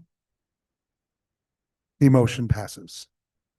Okay, thank you. Let's go to, thank you, gentlemen. Let's go to move on to our next item, please. The next item on the agenda is consideration of a resolution sponsored by Mayor Michael Garcia, Counselor Paul Bustamante, Counselor Jamie Cassett, Counselor Amanda Chavez, Counselor Lee Garcia, Counselor Elizabeth Barrett, and Counselor Pilar Faulkner. Move to Re- approve. A resolution like That's okay. A resolution proposing 4 ballot questions to be submitted to the City of Santa Fe voters at the November 3rd, 2026 general election relating to the issuance of general obligation bonds. 1, up to $11,250,000 for citywide street, sidewalk, curb ramp, and pedestrian accessibility improvements. 2, up to $4,500,000 for municipal recreation complex Soccer Valley improvements. 3, up to $4,250,000 for Swan Park splash pad and related improvements. And 4, up to $5 million for Midtown capital improvements, for a total maximum principal amount of $25 million to be repaid from property taxes. Here to speak on the item is Monica Maestas, Finance Director. Move to approve. Second. Okay, we've got a motion and a second. Director Maestas, feel free to give a presentation. I don't have a presentation, Mr. Mayor, members of the governing body. I'm here for any questions that I can help answer. I have tried to field some questions that I've already received. Again, grant me grace because I'm here for Mr. Burnett, but I'm here to answer any questions. We also have Peter Franklin with us, our bond counsel, and I have Clarence Romero, my treasury officer, with me, and some other folks if you have any questions for us. Okay, questions from the governing body? Counselor Cassett. Thank you, Mr. Mayor. I'd sent over a number of questions and you've answered them, but I do think it's important. Counselor Faulkner mentioned this at finance to make sure that we do have these conversations in the public, because obviously this is something they will ultimately be voting on if we pass it here tonight. I think the big one is, what will this cost the taxpayer? So what will it do to property tax increases? So ma'am, I also sent council over earlier this afternoon. We did get a schedule sent out for that I provided to everybody. I have it in front of me right now. Thank you very much. If the full election of the bond passes, it would be about $24.13 per impact per $100,000 of assessed value. If the first resolution got passed for street, sidewalk, and pedestrian accessibility, that would be $11.58. For the MRC, $4.34. Swan Park, $3.38, and Midtown, $4.83. So you all have a copy of that, ma'am. We do. Thank you so much. I appreciate that. And then in terms of, we're looking at the first one with streets and sidewalks. There are a number of streets that were listed on this that were also listed on the, 2024, 2025 bond. Can you explain why there is this replication of targeted projects for this bond if we had already passed a bond that was supposed to cover them? Mr. Mayor, members of the governing body, Councilor Cassett, I actually have Marcos Esquivel here from Public Works, so I'm going to have him come and answer that question. Thank you. Good evening. Thank you, Mr. Mayor. Councilor Cassett. Yes, you are correct. So this is a continuation of the 2025 GEO bond. One of the issues we faced with the GEO bond was the original GEO bond estimates that were put together on the list of approximately 50 roads were almost 3 years old at this point, and they were very high level. Between then and now, the situation we faced is not only has the our contract prices increased by 20%, but also the deterioration of the roadways between the initial opening up the first bond in 2024 to now has continued to escalate, right? Also, the scope of the roads have increased. For example, on average, we're facing about 133% increase in cost from the original bond to what we're actually seeing in construction today. That's an average. Airport Road, for example, doubled in cost. Jaguar, almost $1 million more than the estimates. And what we're seeing is just due to PROAG requirements, we are required to, anytime we do any kind of substantial structural improvements to a roadway, we have to improve all the ADA, make all the ADA improvements as well. Jaguar, for example, got so expensive because almost every ramp on that stretch of road, curb ramp, needed to be replaced because it was out of compliance. So that's why we are where we are. The costs have been significantly increased in the actual construction. We're trying to continue to work our way down that list as easily as possible. Wonderful. Thank you. I really appreciate that. Two follow-up questions on that topic. Are the streets the projects that were in the 25 bond that were not listed in this bond, they're fully funded, so nothing's falling off of the project list between these two bonds. Is that correct? So we have the initial roads that are slated for the first bond. We have had to alter the list within the complete list, right? So we've moved roads that are a higher priority to the top of the list. Utilize the original 2025 remaining funds of about $17.7 million. Even including this bond, we're still going to lose probably about, I would say, a third of the roads that are on the list. Right now, we're looking at about 55 million in current costs, with the average increase of 133% through the roads. So even this bond will not complete that list in the current situation. Got it. And so as I'm looking at this list, I'm seeing FY25 bond that were completed in progress, and then planned roads for FY27 or FY25 bond, planned roads FY27 utilizing remaining balance of FY25 bond, and then bond being considered in 2027. I'm not seeing a list of the roads that have fallen off. Do you have that? Because I think the list, if I'm understanding this correctly, the list I see in front of me does not identify which roads we are no longer funding. Correct. I have the list here. I can provide it to you, but essentially it is the same 25. The original GeoBond list, less the ones we've done, the ones we have slated for this, for the rest of 2025, and then the ones we have slated if this passes. Okay, so between the two bonds, Correct. the original list is covered. Yes. Okay, I'm sorry, I misunderstood. The original list is covered, but there's still going to be some that it's probably going to fall off because of about increasing. $20 million shy based on the current cost. Okay. Whole list completed. So that brings me to my next question. I think, Monica, this is probably for you. Knowing that we are seeing increase in construction costs across the board, not just for streets, but for everything, does this current bond, do to the best of its ability, build in that expected increase, knowing that we're not going to spend it all in a year? Have we anticipated the fact that costs are going to go up? Have we built that into these bond amounts? And what if we've overshot it? So we wind up, that'd be nice. Sounds like we're not going to, but sounds like we have places that it can be used. But can you explain to me how maybe we've projected, knowing that this is the scenario that we've been facing in so many areas? Mr. Mayor, members of the Governing Council, Councilor Cassett, I think that we definitely need to always kind of keep our eye on where projects are at. We always would anticipate that costs would increase.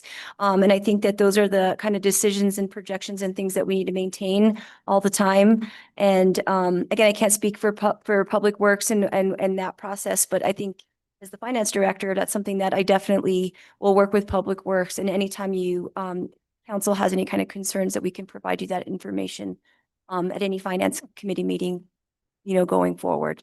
But I think those are things that we always kind of look at and anticipate with not knowing.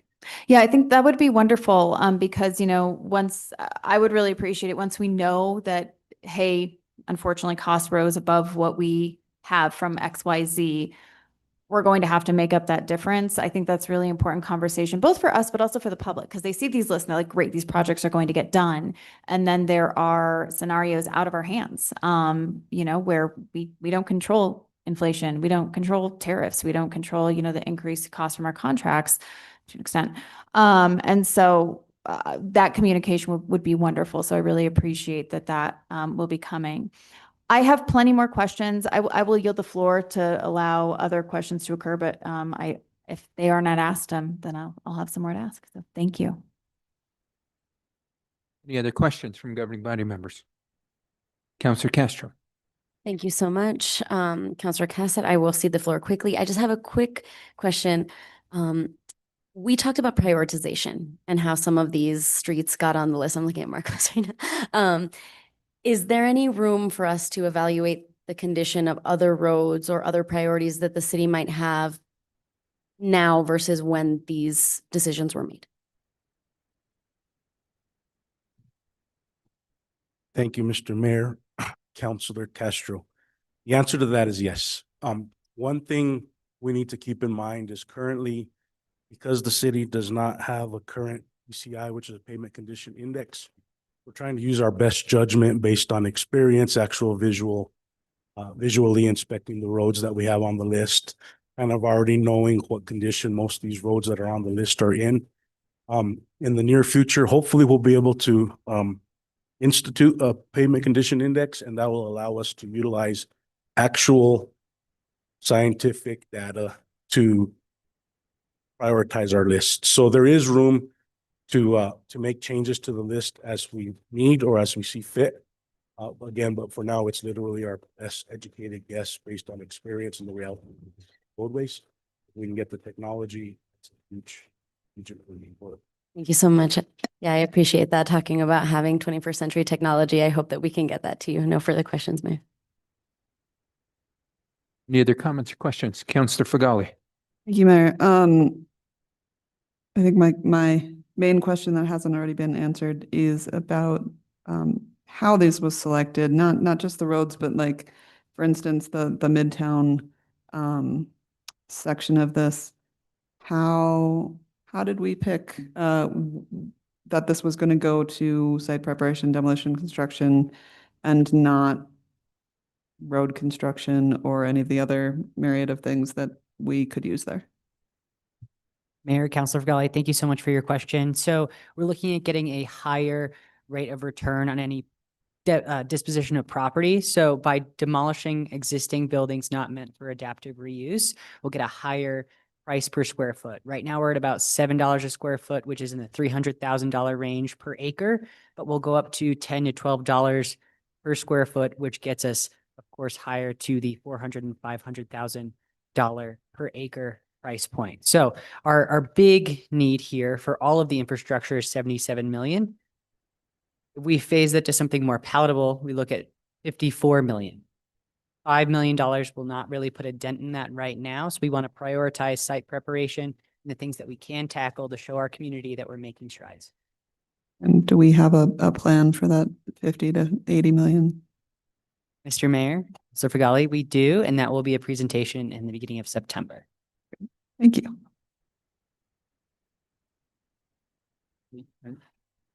Okay. Cav, I need you back up here. Thank you. To be clear, we are not going to demo Consuela's Place. Mayor, Councilor Faulkner, that is correct. The buildings slated for demo on this list include King Hall, Mouton Hall, Luke Hall, and Kennedy. Consuelo's Place is currently housed in St. Michael's Hall. Okay, and then to be clear, Angie Brown and I will be getting bricks from King Hall because we lived in that dormitory when we went to the College of Santa Fe, correct? Mayor, Councilor Faulkner, anyone who has lived in any of those dorms, I will get you a brick that extends to the community. They can have one. It'll be a great doorstop. They can come pick them up once we get that demo done. It'll be Right, music to thank our you. ears. And you're doing an awesome job, by the way, Cav. You just impress me every single time we have to talk about Midtown. You bring me a lot of comfort and security in a project this size. So thank you for everything you do. You're amazing.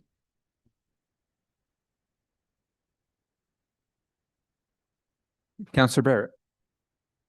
I don't know if we're talking about timelines or not, but when we get the money for the splash pad, any idea for how long it will take to roll it out? Just asking for some friends.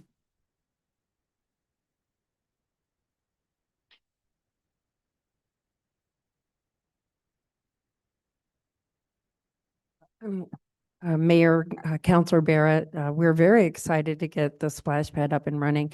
I think the realistic timeline is going to be 18 to 24 months once we get the money, because we have 100% design, which is super exciting. But we have a lot of infrastructure, both at the MRC and Swan Park, that we have to put in first before we can bring in the equipment. And how about for MRC? Is it along the same lines, like 24 months or for that phase one? I'm sorry, what was that? For MRC, is it like a similar timeline? Similar, no, the MRC will be probably quicker because putting in athletic fields is much easier than putting in a splash pad and building a structure.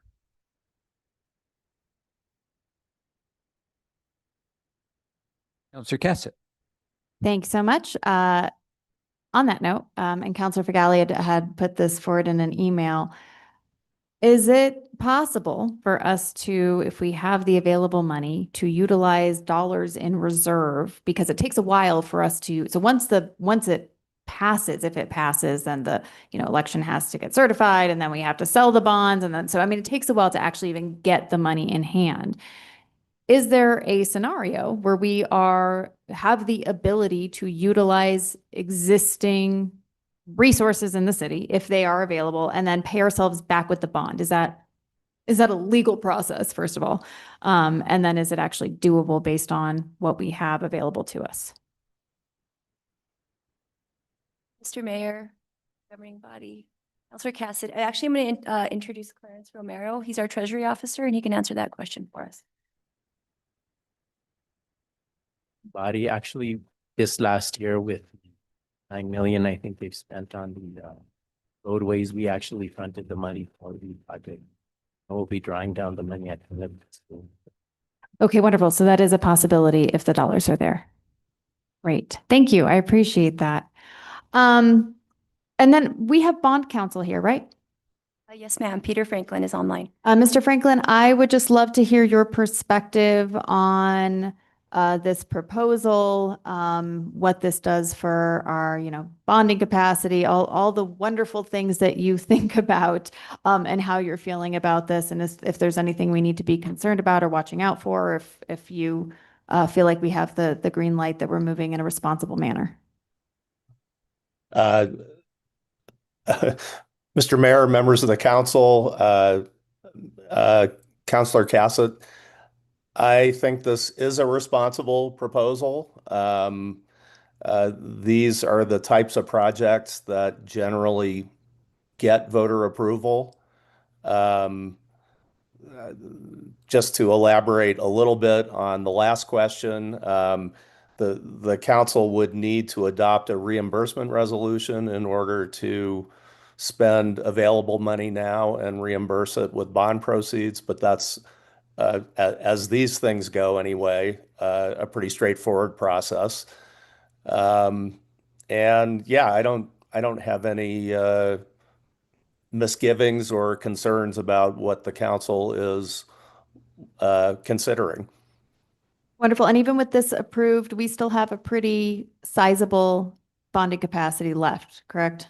Oh yeah, quite a Okay. bit. Wonderful. Well, thank you. I sent you a lot of questions. I really appreciate, I won't go through all of them now. But if members of the public have questions about them, we have the answers. So thank you so much for that. And I appreciate it. Thanks, Mayor. Any other questions? Or none? Motion to. Well, we've got the motion, I believe. So, Mr. Assistant City Clerk, if you can roll call vote, please.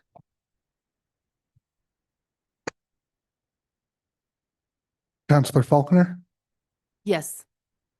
Councilor Fagali, Yes. Councilor Barrett, Yes. Councilor Bustamante, Yes. Councilor Cassett, Yes. Councilor Castro, Yes. Councilor Chavez. Yes.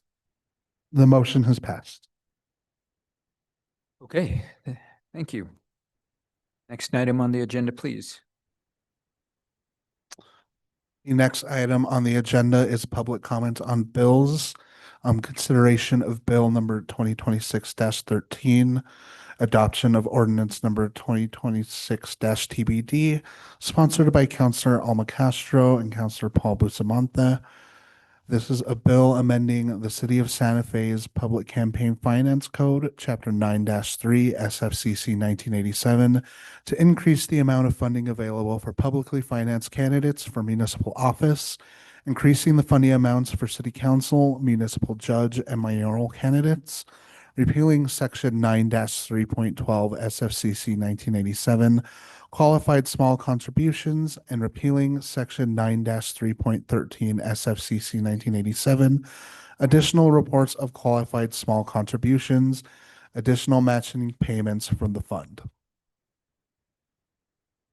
This is a opportunity for the public to provide comment on this proposal. Is there anybody in the chamber? Now is your opportunity to step forward. If not, we will move towards online comments. Those on Zoom who would wish to comment on the bill, please raise your hand.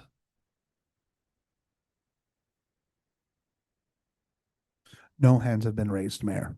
Okay. With that, let's go to move on to our next item, please. Our next item is final action on legislation. This is consideration of bill number 2026-11, adoption of an ordinance sponsored by Mayor Michael Garcia, Councilor Alma Castro, Councilor Pilar Faulkner, and Councilor Lee Garcia. A bill relating to the Santa Fe Homes Program and requirements for rental units, amending section 26-1.22 to make certain technical changes to clarify the calculation of fees paid in lieu of providing on-site affordable units, to amend the fee in lieu of calculation to use 30% of the area median income instead of 65% when determining base fee amounts. Move to approve. Here to speak on the piece of legislation is Fabiola Chavez, Affordable Housing Director.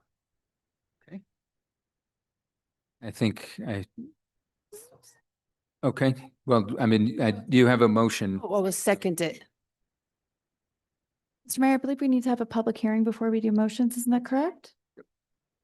I will withdraw that if you'd like. Right. I was waiting. That's what I was waiting for. Thank you. Okay. Director Chavez, the floor is yours. Thanks, Mayor Garcia, members of the governing body. You know that this has been a long time coming for us. I'm thrilled to have the potential of increasing our fee in lieu to the 30% AMI. So here with me today is Sherry Boucher. I don't know, IT, can you include her in our conversation? She's on. I just promoted her panelist. You. So again, I don't know if you guys want me to go through the presentation and talk to you about how that fee is going to increase, or if you have questions for us, we're able to respond. Okay, I'll turn to the governing body. What's the will of the body? If anybody would like a presentation, now is the time to request. This has been well covered, I think. Okay. With that, any other comments, questions from governing body members? No. Hold on. Let's go to a public hearing first. Any members of the public would like to step up and speak to this particular item? Now is the time to do so. Just step up to the podium. We'll go to in chambers first, and then we'll go to anybody participating online.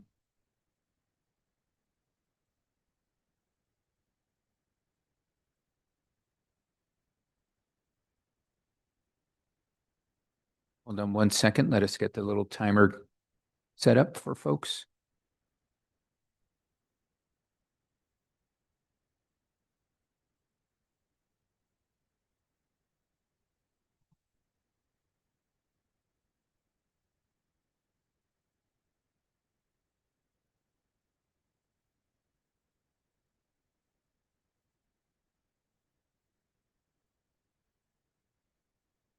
Okay, I see a timer up. Okay, my name is Pelican Lee. I live in District 1. I think the best outcome of this change would be that we would have more housing built for people who are under 30% of the AMI. A lot of people in this city think that homelessness is our top problem, and the problem we have is that we have not enough rentals for people that are ready to move out of housing, out of homelessness into housing. And it's those people it's those housing that's under 30% of the AMI that we need more than anything in this city. So that want you to vote for this for that reason. That would be the best outcome. Of course, another outcome would be more money going into the Affordable Housing Trust Fund, which I hope the city would see fit to put into those kind of low income, super low income rentals for people who are super low income, because that is the problem we have with our shelters trying to move people into housing who are ready to move into housing, and there's just not enough housing for them.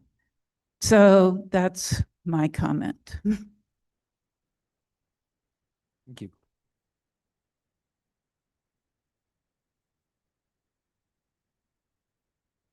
Let's go ahead and wait for the timer to reset for you. All right, there we go, sir. Good evening, Mayor and City Councilors. My name is Alan Lasek, and I'm the Executive Director of the Apartment Association of New Mexico. We represent about 75,000 rental doors, which equates to over 150,000 New Mexicans live within our membership. We absolutely share the city's goal of creating more affordable housing. We respectfully, though, oppose the proposed increase. Simply put, you can't make housing more affordable by making it more expensive to build. Santa Fe has already experienced what happens when housing policies make development financially infeasible. Apartment construction was stalled here for nearly a decade, and the current fee in lieu structure helped unlock new construction, and that additional supply has created competition and contributed to rents finally declining from their 2024 peak. Increasing this fee also does not guarantee more money for the affordable housing program. The city only collects the fee when the projects actually get built. When the higher costs stop development, fewer homes are produced. Therefore, less revenue is generated for the program. We should also recognize that housing households under 30% of AMI really generally requires deep public subsidy. Programs such as LIHTC, low-income housing tax credits, grants, other dedicated affordable housing resources, those services are designed to serve those households. And we really should not attempt to solve that by placing hundreds of thousands of dollars in additional costs on the production of new rental housing.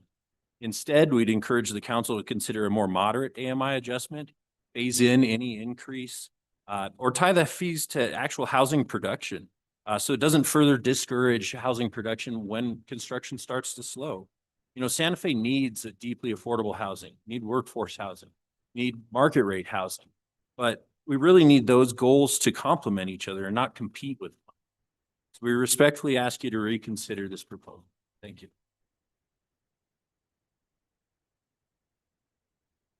Okay, I don't see anybody else in the chamber. Mr. Assistant City Clerk, is there anybody online?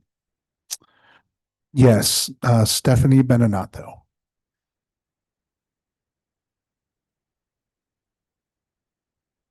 Ms. Benenato, the floor is yours. Thank you very much. I'm in support of changing the structure for the fee in lieu of and to make housing more affordable for people. And I agree with the first speaker. It's not just about homelessness. It's really about affordable housing for people at the low end, so that when people are transitioning, there's a place for them to go. I don't think that, even though it sounds like a lot, tripling the fee, I don't think $25,000 a unit is really a lot of money. It's not even close to building a unit. And I think that if you're going to pay rather than actually produce affordable units, that you should not get a density bonus. Because again, it's rewarding people for not actually producing the housing that is needed. Thank you.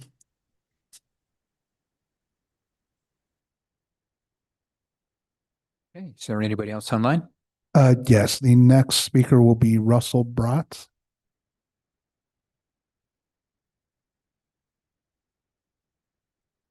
Mr. Brandt, the floor is yours. Thank you. Mr. Mayor, councilors, my name is Russell Broad. I serve on the Community Development Commission. Let me start with where we agree. Santa Fe needs more affordable housing, and it needs more money, steadier revenue streams to build it. That goal is right. My concern is the method in front of you tonight. A simple principle should guide us. We get less of what we tax and more of what we subsidize. A higher fee in lieu is a larger tax on building apartments, so we should expect fewer of them. If we want more affordable housing, the surer path is to sweeten the incentive to build it and to fund the trust fund through a community-wide measure like a general obligation bond like we talked about already tonight. Not a surcharge on the very renters we're trying to help. So it matters who pays this fee. A recent model by UCLA finds that the cost isn't borne by developers or the wealthy, as so many people in this community like to talk about. It's passed through into the rents, paid for by renters.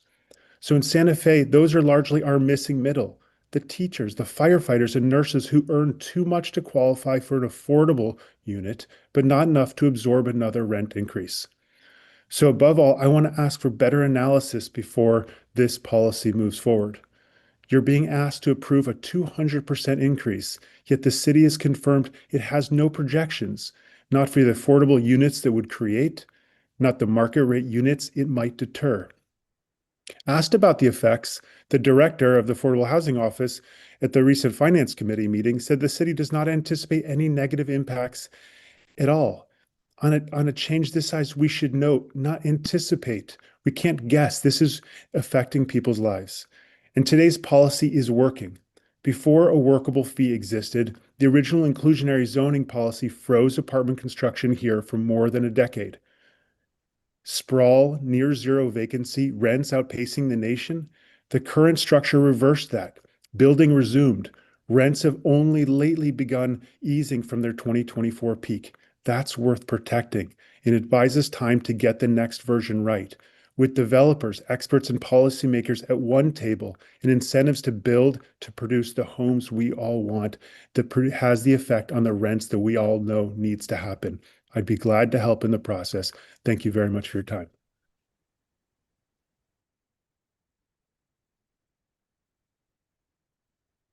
The next speaker is Jordan Young.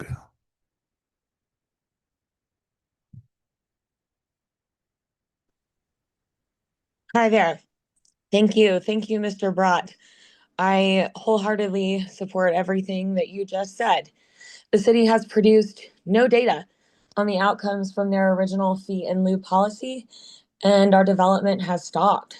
They have expressed no goals for affordable housing units. This feels like a joke, a vanity project. Refusing to get feedback from developers, the very people that build housing, alienates the industry that's capable of building. Costs for materials are up 30 to 70% post-COVID. Our horrible land use policies, coupled with slow permitting, are completely unacceptable for a city who claims to want affordable housing. Reform land use now. Thank you.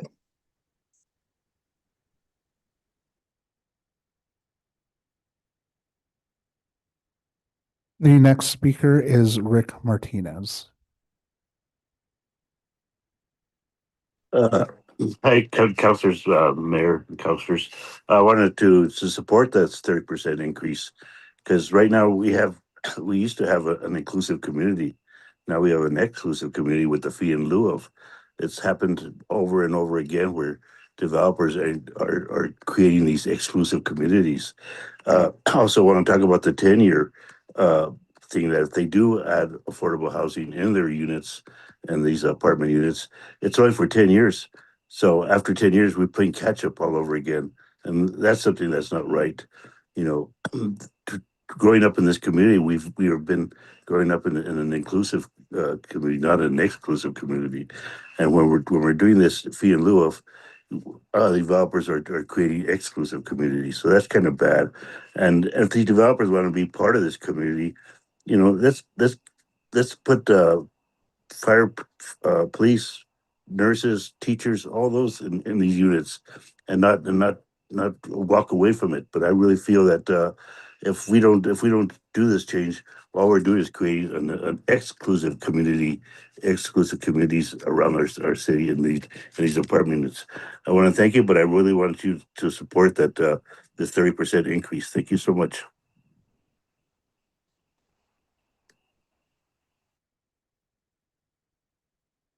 The next speaker is Brandon Vella. Hi, good evening, everyone, Mayor, City Council. I wanted to express my disagreement with this motion of increasing the fee in lieu, in large part because we've seen how in situations such as those with the tariffs, that the cost doesn't ultimately end with the developer in this case, but will be passed on to potential home buyers. I also would like to voice the displeasure that I've seen in the restart of the appropriation of the money from the Affordable Housing Trust Fund. It seems to go against the priorities and the urgency that the city has identified in wanting to build affordable housing. So before we increase the appropriations to the Affordable Housing Trust Fund, I would like to see it functioning properly and efficiently. Thank you.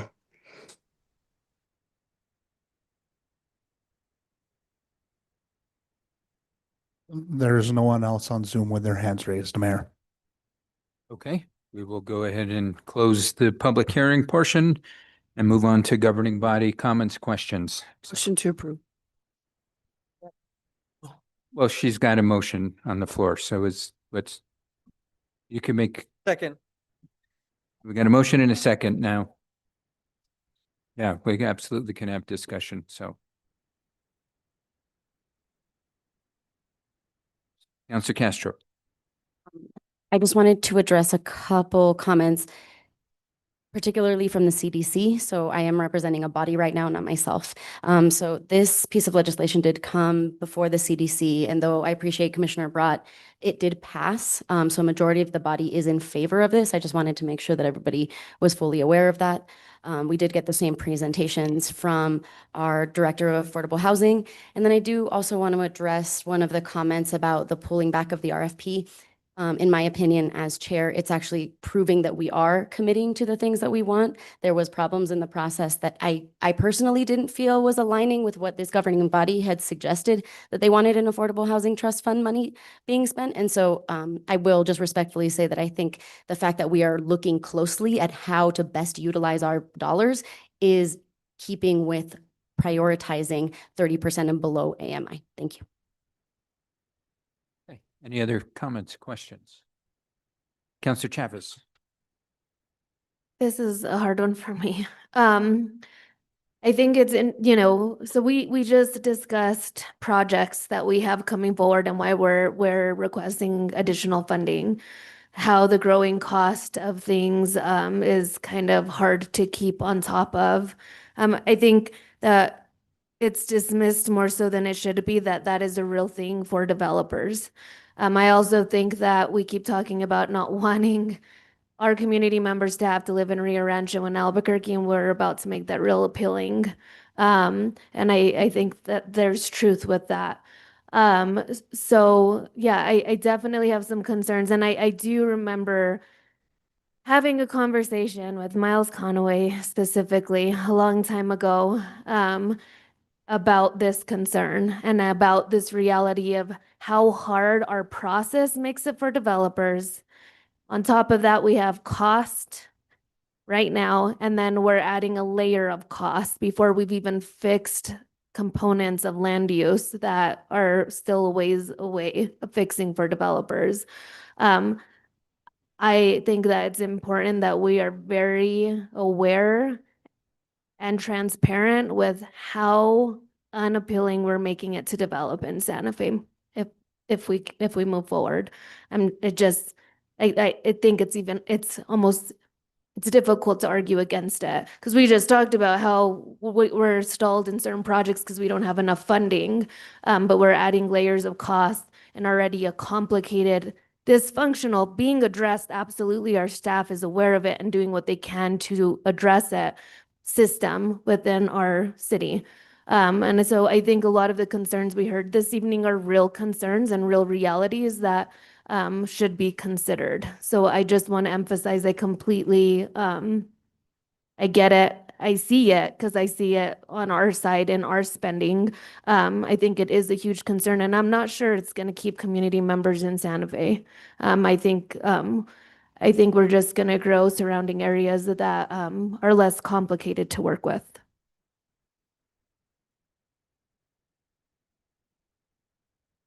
Sorry. Thank you, Mayor. First and foremost, I really do want to thank staff for the work that you all did in collecting information and collecting essentially comps of other cities, fee and lieu when they have a comparable program. I think it is helpful to see what other communities are doing. However, my concern has remained that we have not done an economic analysis, a financial feasibility analysis, and I received, in your responses that was not on the agenda. For me, that is the crucial component here, is that there is the capability to take a look at the specifics of the Santa Fe market and how we, analyze actually, which we have never really done, how our inclusionary zoning and our Santa Fe Homes program has really worked. And, has it actually increased costs to market rate housing? I think as I've said, multiple times, as I've been looking at this, and I love that this has actually started a conversation, a lot of research for me, inclusionary zoning can have some very negative unintended consequences. And we are seeing a lot of very progressive cities change course. We're going in the opposite direction. I believe I was told that Seattle just put a moratorium on their inclusionary zoning because building had been stopped. Oregon has now said you cannot have underfunded mandates. So essentially, if you're going to require inclusionary zoning, if you're going to require units, if you're going to require fees, you have to make up the cost for developers. And this was in response to Portland. I understand that there are other communities that have larger fees. However, they also have very different programs. And you can't just look at the component of the fee and have it understand the program. What I think we're facing here is, many people have said it, our affordable housing policies aren't working to meet the needs of the community. Our housing policies aren't working to meet the needs of the community. This is a 20-year-old policy that has been amended now 4 or 5 times. And we keep tweaking the same policy, thinking maybe it's going to make a difference, and it keeps not working. And so I do think that as we take a look at where we need to go from here, we're hearing a lot from the development community, from the housing advocacy community, that this is a step in the wrong direction. To be quite honest, I don't know if I can agree with them, because maybe we could go higher. We're seeing that all these other communities have higher fees, but there has been no economic analysis. So I don't know. I don't have the information whether or not this is the correct number. I don't know how building in Santa Fe compares to building in other communities. It is not the same. As Councilor Chavez just mentioned, and as was alluded to, our land use code is a huge problem. We are already seen as an undesirable city to build in due to how difficult we are. So I think that there is the potential that, this could actually deter development. I simply can't support this because I understand and I appreciate seeing what other communities have done. It's not relevant enough for me because we are not looking at Santa Fe. We are not doing an economic feasibility. We are not doing a financial feasibility analysis of what building conditions are in Santa Fe. And that is something that I know is recommended by, a number of the, housing economists that I've spoken to. You have to go city specific. You have to look at your own community. You have to look at the totality of your program, of what are the, payoffs, the incentives, what are the things that you are doing to help, meet this. So I think looking at other communities is wonderful because it gives us ideas of what to look at. And that's great. And I appreciate that that's there. I've had a chance to, dig into some of these. I know Boulder has come up. Boulder actually terrifies me in terms of that's the wrong direction. But it would be, it's going to be interesting to see as they change their program, how things move. But for us, I think that there's a lot of work that we could already do right away. We could work on our land use code. We know that that's a really big issue. We can do more with the LIHTC housing. We had a lot of LIHTC projects in the 90s. We had much more affordable housing being built in the 90s. We're not doing LIHTC. Again, I don't know the technology, the technicalities and the details around doing that. I know it is something we can pursue. And then, of course, our permitting processes, our zoning, our regulations, there's a lot of pieces that we can be working on. So I agree with, I don't know, I think it was Mr. Brott that said, we can all agree that our current policy is not getting us where we need to go. We absolutely know that. I am skeptical that this policy will move us in the correct direction. And again, I really can't say either way whether or not that is the case. So at this moment, I can't support this because I do not have the information to support something that can have such a dire impact on our community that, to be quite honest, we may not even pick up on for a few years. And by that point, there can be a lot of missed opportunities. So I ultimately won't be supporting this, regardless of what happens. I do have an amendment though, because I heard, a recommendation from a constituent who actually came and spoke about, looking at the financing and development and, would it be more possible for if the fee was paid later when an income stream was actually coming. So rather than at permitting, then at certificate of occupancy. So this amendment's Amendment A in the packet. It is on page 5, line 6. And that's in the red line. It says developers who choose to pay the fee in lieu may work with the Office of Affordable Housing to develop a payment plan, so long as the total payment is received by the city no later than at the point at which the developer applies for its certificate of occupancy, unless it is determined by the Office of Affordable Housing that a later payment date is feasible and beneficial to the Santa Fe Homes program. The idea behind this is that it allows, and if the Office of Affordable Housing says, you need to pay it all at once, but you can pay it at the end, that's fine. I understand that there's, it can be challenging to track a payment.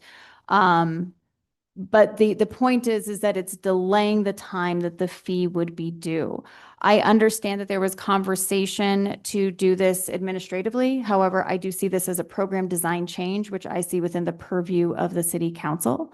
And so we wanted to give enough flexibility to the Office of Affordable Housing for it to, to look at what the regulations would be, as I know that apparently there was discussion that this would be something that you all would be pursuing in regulation, but at least putting the timeline on there of stating that they can pay at certificate of occupancy as opposed to permitting. And if the Office of Affordable Housing chooses that it will be at, certificate of occupancy and not before, I leave it up to what is feasible within the department. So with that, I would like to move for approval of Amendment A. Second, and I'm also a sponsor of this amendment. Now have an amendment on the floor. Is there any discussion on the amendment? Councilor Chavez and Councilor Garcia.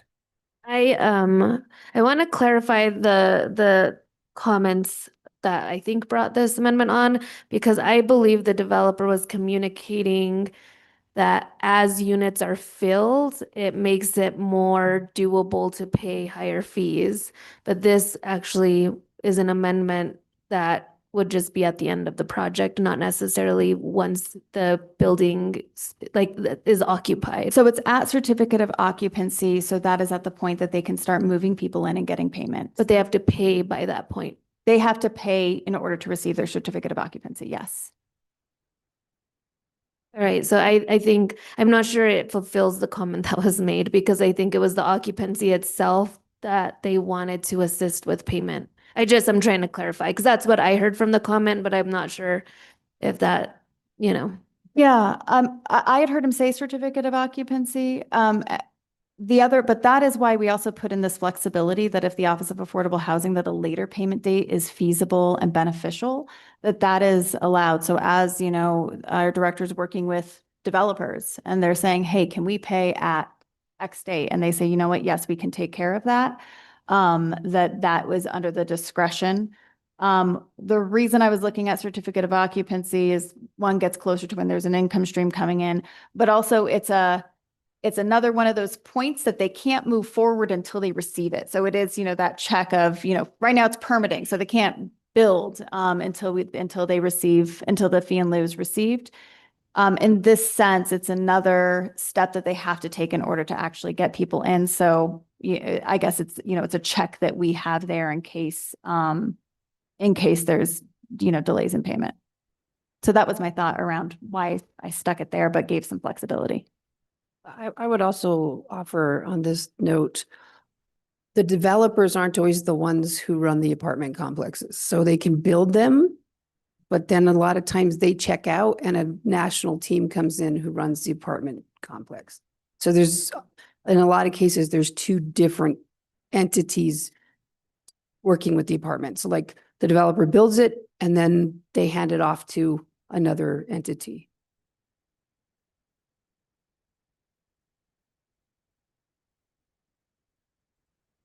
That answers my question. Thank you. Okay, Counselor Garcia, and then Counselor Castro. Thank you, Mr. Mayor.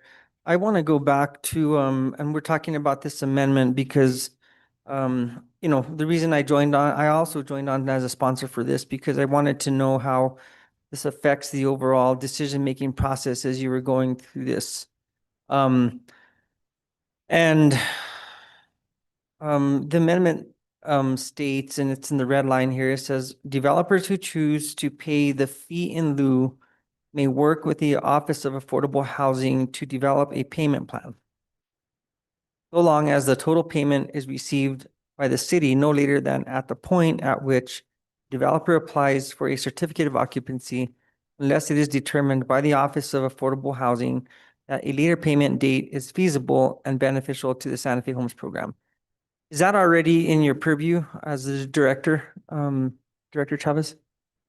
Mr. Mayor, Councilor Chavez, it is. However, if we do payment plans, our staff is going to have to collect those payments. And if they miss a payment, they're going to have to get on the phone. They're going to have to call the developer. So it's going to increase the workload for affordable housing staff. I would like to also mention that it will increase the fee because the fees are issued on an annual basis in June from HUD. And so we have to update those fees on an annual basis. So if it comes in at the certificate of occupancy, that's 2 years after original permits are pulled. That's going to be a higher fee.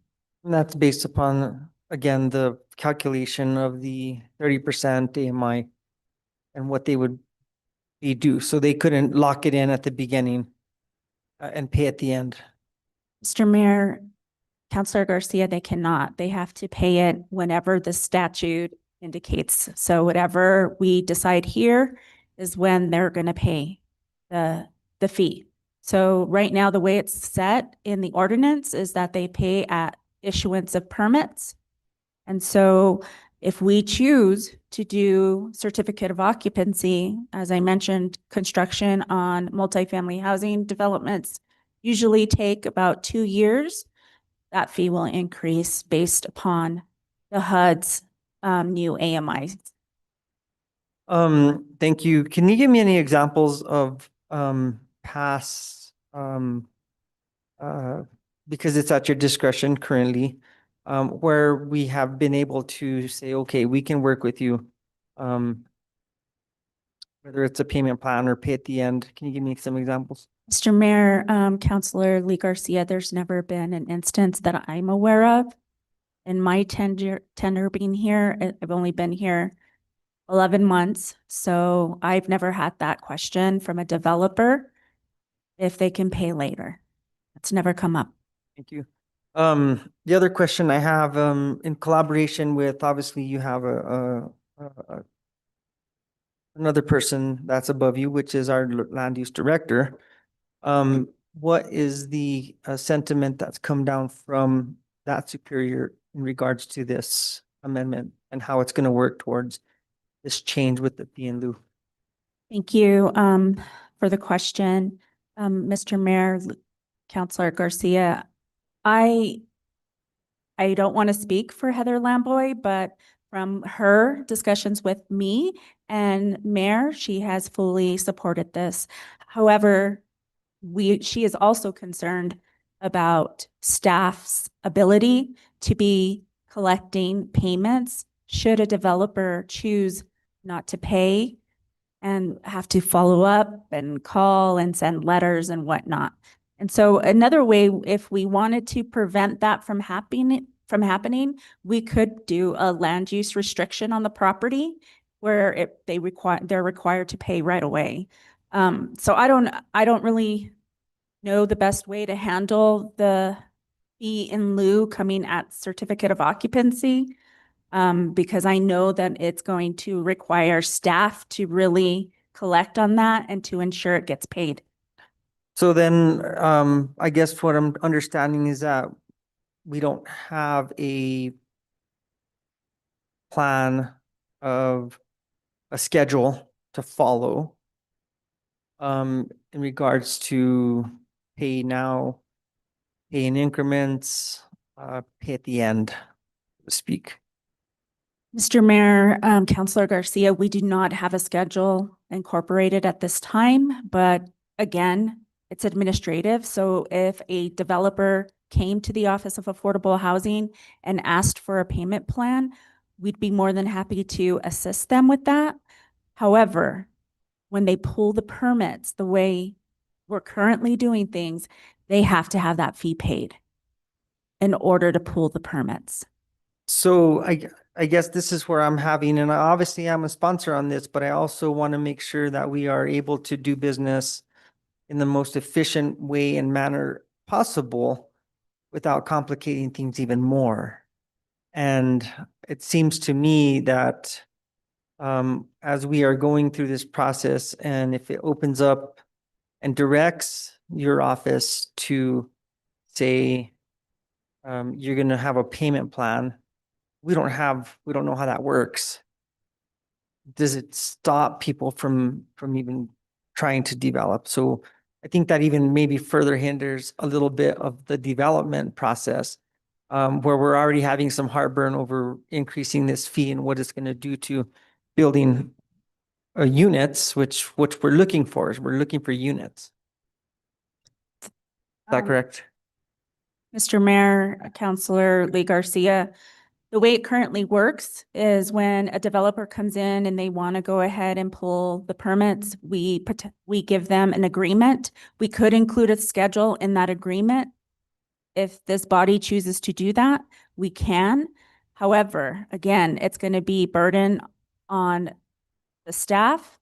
And then if developers cannot pay this fee, they have that option to put the units into production.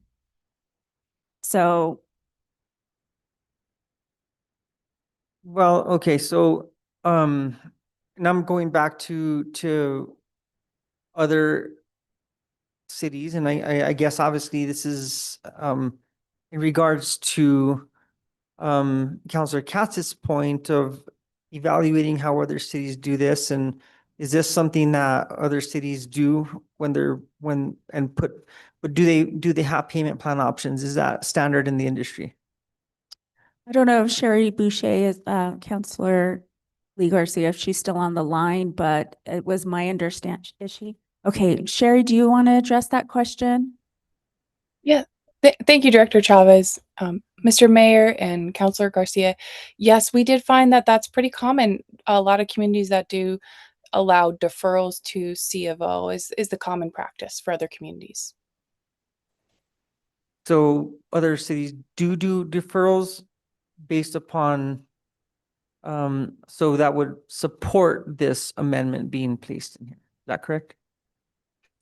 Mr. Mayor and Councilor Garcia, that is correct. The other communities do defer to C of O. We haven't seen anybody execute a payment plan, which is a little bit different, but we do see commonly that folks will allow deferrals to C of O. Okay, so that, okay, that that's where this is complicating for complicating this for me, because once you set a standard where for one individual application, they can say, well, I would like to pay this and pay in 3 payments. Well, I'd like to pay, it's going to take us 3 years to build this apartment complex, and I would like to pay in equal payments over 3 years per month to make this happen. I think that makes it very complicated or very difficult to understand without having something set forth in our own a schedule that's already proposed. And so that's kind of where I'm having some issue with this. And so I'll leave it up. I'll cede the floor for now, but if there's anybody else who has questions or comments, I'd love to hear what you have to say. Councilor Castro. Sure. To the city attorney, I think there's a nuance here that may not be clearly understood. The difference between may and shall in legislation. Shall is a directive, correct? And may is giving people an option to do a thing, correct? In layman's terms. Councilor Buckner, yes, this would be discretionary. Right, so it can be very uncomplicated because staff can say, we will accept it in 2 spaces. When you pull your permits or at the point of the certificate of occupancy. The belief that people can just willy-nilly come to staff and be like, I want a personalized private payment plan is not going to happen because it's up to staff to decide whether or not these things can happen. And clearly staff doesn't want to do a personalized for every developer payment plan.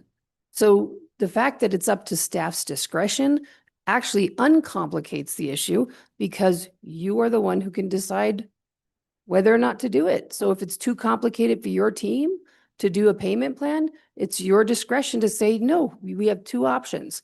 We can do occupancy or we can do pulling the permits. Those are the only 2. It's your decision. So actually it makes it very uncomplicated because it isn't directing staff that they have to do payment plans. It's saying you may or may not do a payment plan and it's up to staff whether that happens. So for me, it's uncomplicated.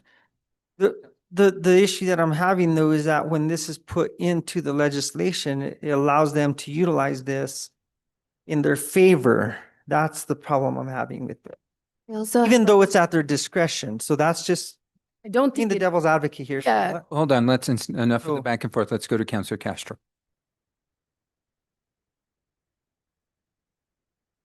Yeah, just clarifying, the way that this reads actually says there will be a payment plan. There will be a payment plan that has to be paid. So it doesn't give, it gives you an option to not have the payment plan go past the certificate of occupancy, but the legislation in fact says housing to develop a pay, so long, so meaning like so long as the total payment is paid by the certificate of occupancy, they do have access to a payment plan. So I think your concern, Councilor Garcia, is because that does create a layer of management of creating a whole payment system per every individual developer, depending on the development itself.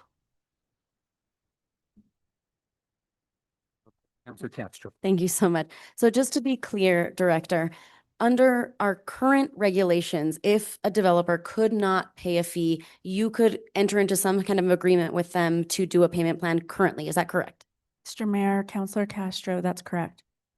And this is also a tough one for me. I'm on the fence because though I'm very concerned about the amount of work that would go into it, I am very interested and excited for the fact that we could potentially collect more fees if this were to pass. So I am in favor of collecting more fees. I am not in favor of putting more burden on staff. Thank you. Councilor Bustamante. Thank you, Mayor. Yeah, I kind of expressed the same sentiment, that I'm just not comfortable putting the city in the role of bank, essentially. Plus, another impediment that I see is if situations can change. Right now they pay that fee up front. They know exactly when it's due. They can allow for that. On a payment plan, something might come up. They can't make that payment. So then what is our recourse? Well, we go to collections, we stop the project. It seems to me at that point that we're putting further obstacles in the way to getting projects done. And I agree with Councilor Garcia that, opening this up to everyone, and correct me, I'm sorry if this is not what you were saying, but it seems like it's potentially an excessive burden. People that will take advantage of this that are not currently, or, the bigger development companies that really don't bat an eye can potentially do this somehow to their advantage. And whereas right now the system works as is, that everybody knows when it's due. So I guess, the fact that we can do it administratively on a case-by-case basis already, I guess I don't see the need for this amendment. Thank you, Mayor. Okay, any other? Councilor Cassidy. Thank you, Mayor.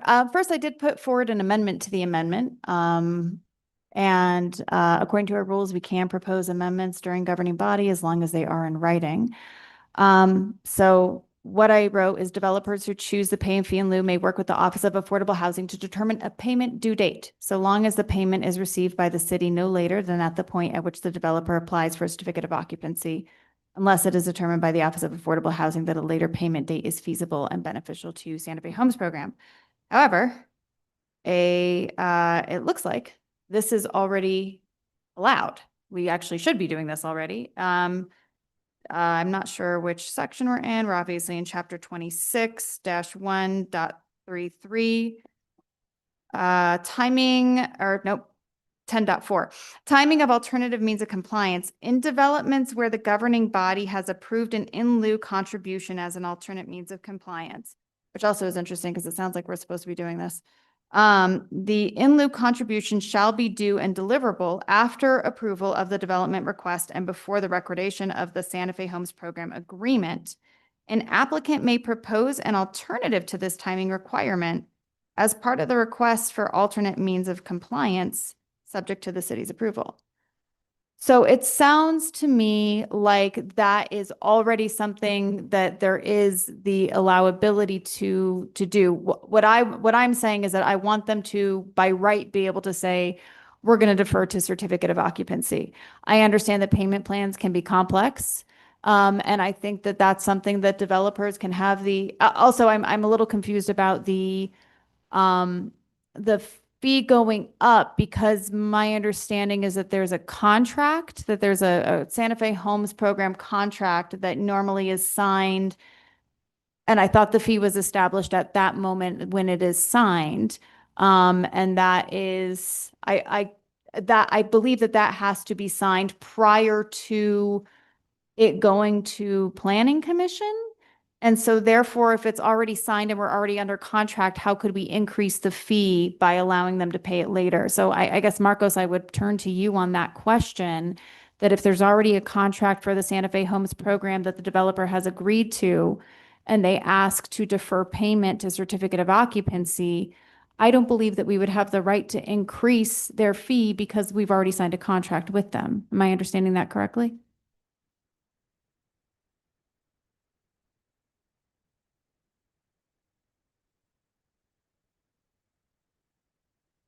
I'm Councilor Cassett. The only reason I'm hesitating is I'm thinking about whether the parties could agree to an amendment to the contract, which would alter the terms. But I think that they would have a contractual right that we couldn't alter if they were not amenable to amending it. Okay, thank you. I mean, it sounds like there's already a lot there. I just want to make sure that they do have the option to delay to certificate of occupancy, that is a by right may that they have.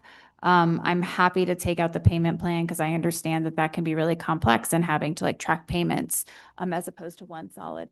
It doesn't give them a right. It says that at the discretion of the city. So the city could reject it. The city could say, no, you're going to pay now. And I would like to, experiment. We'll see what happens if they are allowed to pay a certificate of occupancy. It'd be interesting to see if that makes a difference for individuals and for projects that may occur versus may not. Counselor Faulkner. I think one of the things that's getting complicated for everybody is in either case, it's a may, not a shall, so it's not a right. It's a may for the Option. developer, not the staff. So our ordinance is saying the developer may do this, that the city will allow the developer to make this choice. Because we are not, we are governing our laws, but we're governing what other people have to do for the fee and lieu. So we're governing and saying, hey, developer, this is what you have to do for the Santa Fe Homes program. You have the option to do this. But it does give the developer an option by right, as opposed to just allowing the city, the city's discretion to say, no, we're not going to allow that. I think it put us in a pretty funky position if we said yes to somebody and no to somebody else. But, this takes away the payment plan and simply establishes a payment date and allows it to go to certificate of occupancy. I think that now that I know that it's already in an existing law, that it's there, that we can do this. Like with policy, redundancy sometimes isn't as helpful. City attorney, maybe you could help clear this up. Does the amendment do something above and beyond what is already allowable?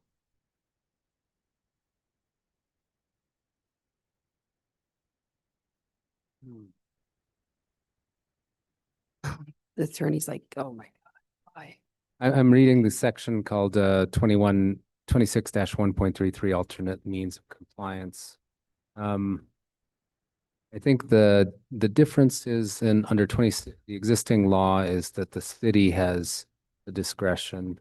And in the amendment, the developer may work with the Office of Affordable Housing. But otherwise, I think the existing law allows the city to at least consider alternate means of compliance. So this is a very nuanced situation, it sounds like. Councilor Faulkner, it is. So We've it's, never had it. We've never had anyone, since I've been the director, come in and need an alternate means of payment. I would, like, the only thing I can say about that is like, perhaps they don't know their rights. Like that's a possibility. And so, I'm just saying it's a possibility. So, this is tough. As if it's already in the law. Counselor Chavez. Thank you. I think this kind of goes back to like this whole thing being in front of us prior to our internal systems being addressed, to me seems so inappropriate. I feel like we need to fix our systems internally, which we're doing. We need to show that we can be as productive as we want developers to be productive. We need to build relationships with those that will contribute to housing in a way by being really highly functional and in understanding all of our policies and procedures that are currently in place. I know there were a lot of reasons why, but we learned just a few months ago of like us providing funding around housing and housing incentives or housing supports to community partners that wasn't monitored and spent well. Like there's obvious broken systems and we're like fixated on more money, but we're not functioning well to spend money appropriately. Like I'm sorry, like everyone knows it. I think it's evident. So like, I really feel like it would be like the investment of our internal organization and our internal systems and understanding how we function should be a priority prior to spending this much time on something like this that I don't think that we're in a place or prepared for. I don't think we've even had, like, we don't even have the relationships to have the conversation. But I want to be clear before I call the question, because are you amending the amendment still? Because what's Amendment happening? B would be the different one, a new amendment. It should be in your inbox. So I would withdraw my motion for amendment A. Withdrawal of the second. I'll withdraw as well. And I would propose to move amendment B. You guys, oh, I'm sorry. Marcy? Counselors, I'm, Oh, do I just have it? I don't know. I am happy. I just made a new one and I'm happy to put it in Civic Clerk right now or have G or X, excuse me, send it around as well. So whichever. That would be wonderful. Sure. Give us. Can we pop it on the screen? Because I know that's what we've done in the past. Yeah. Yeah. Yes, I can read it out. It says developers who choose to pay the fee in lieu may work with the Office of Affordable Housing to determine a payment due date, so long as the payment is received by the city no later than at the point at which the developer applies for a certificate of occupancy, unless it is determined by the Office of Affordable Housing that a later payment date is feasible and beneficial to the Santa Fe Homes Program. We should spell out Santa Fe Homes Program, not just put SFHP. That was my bad, sorry. So it is, I mean, it essentially does what we already do, except for it says certificate of occupancy is allowed. They have the right to at least go there. The Office of Affordable Housing can say you can take it later if you want to, and that would be at the discretion of the Office of Affordable Housing, but this will at least allow 2 certificate of occupancy. While we're working to pull this up. Given that whether it has the language payment plan or payment due date, is that something staff could do right now? Mayor Garcia, members of the governing body, yes. Okay. So I will not support this amendment. Should I vote? What was that? Yes, we would be able to do an arrangement if that's what they needed to make their payment, their fee in lieu. We would allow them to do it at certificate of occupancy. Okay. And again, I appreciate that. We know that departments change, heads of departments change, we change. You know, so I appreciate that that is something that the current director would allow. But not It's everybody in does. we've now discovered, Counselor Cassett, that it's in the ordinance.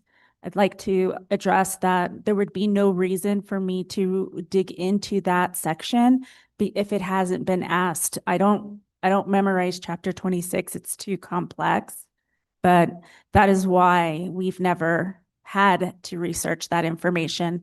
The question has never been asked of the Office of Affordable Housing. And then in terms of other housing initiatives that we've produced and not monitored, I am not aware of anything that we have not yet monitored. So if there's something that this governing body is aware of, it would be appropriate. It was actually presented to us that there was a bunch of money not spent down. The whole situation that was presented to us is what I'm referring to, because we didn't have monitoring systems in place. That was shared to us a few months ago, I think. So that's what I was referencing.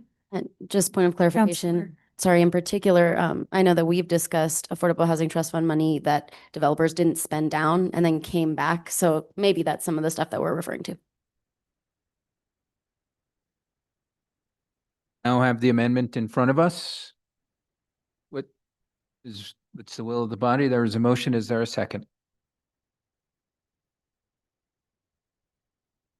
Okay, so I do not hear a second. So let's go ahead and Wait, I'll second it. And yes, I'll second it. I'd like to explain my vote when that time comes, though. Okay, so we now have a motion and a second for a proposed Need to amendment vote on the if everybody table. wants to. Like, I don't need a second if you're going to vote on approval. Then explain why.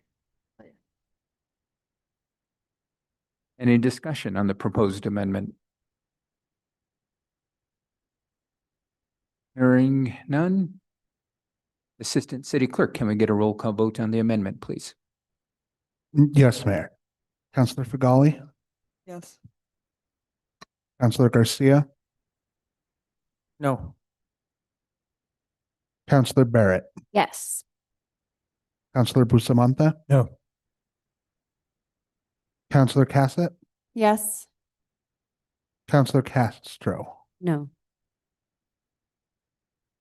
Counselor Chavez, Yes. Counselor Faulkner. Yes, and I'd like to explain my vote. The motion to pass Amendment B has passed. Okay. I have two counselors who would like to explain their votes, Counselor Chavez and then Counselor Faulkner.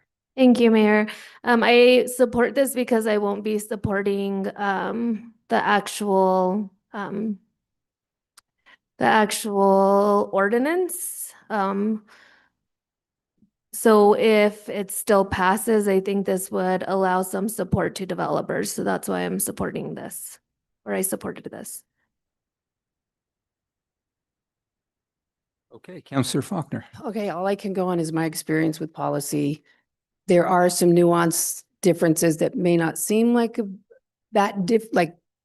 seems like it's not that different from what we can already do, but in my interpretation of what this amendment does, this allows the developer to initiate the conversation, and it doesn't leave it solely in the hands of the city to initiate a conversation about paying it certificate of occupancy.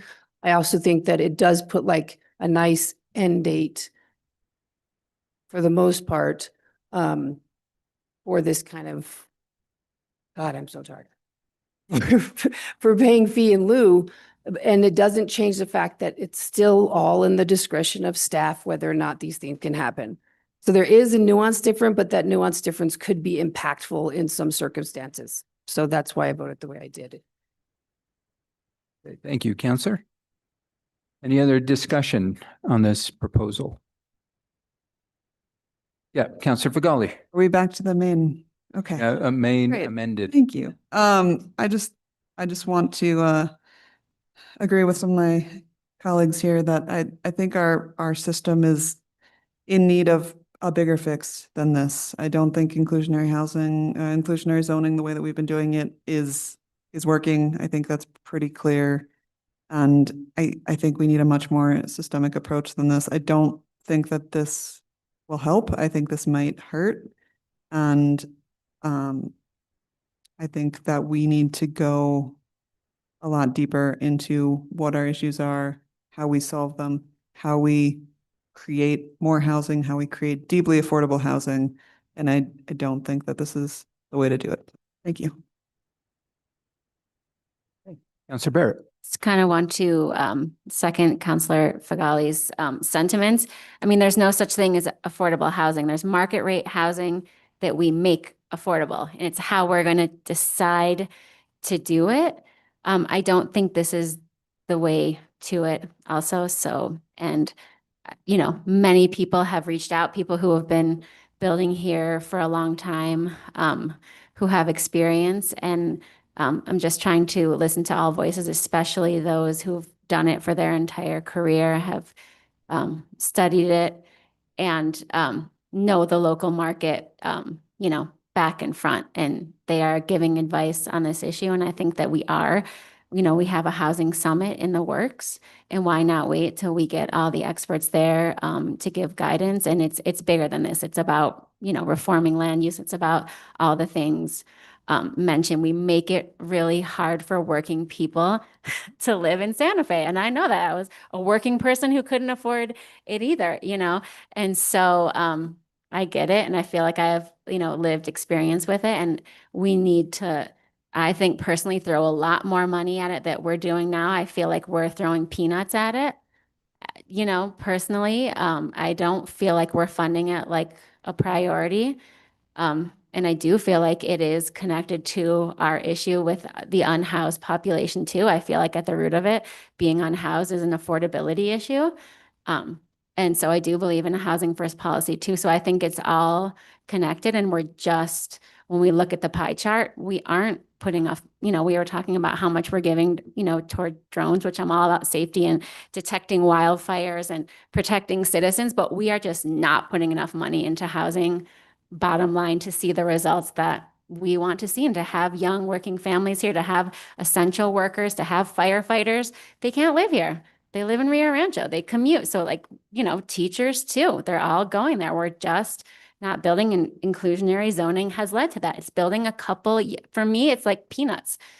Great. Like those 4 people can live there. Like, what about everybody else? And the way that we kind of keep people out, I feel like, of certain areas too. I've had so many constituents reach out, young families, they cannot live on the east side. I mean, really, people kind of, you know, with a lot that we're doing here, we're saying we're not keeping people out, but you know, our processes are really keeping people out. So I think we need to rethink that as a group. And when we have this housing summit, you know, we can really hit this hard with all the experts too, what we kind of do, what we need to do to kind of undo some of the policies that have put us in this place. Thanks. Thank you, Counselor. Any other comments?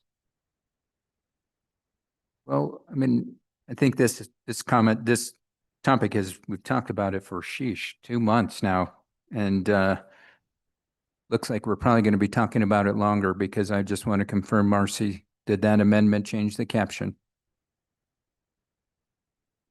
Mayor Garcia, this amendment did change the caption, and I was just emailing with Marcos to ask the same question, whether we could actually vote right now or if we need to wait so that we can notice a new caption.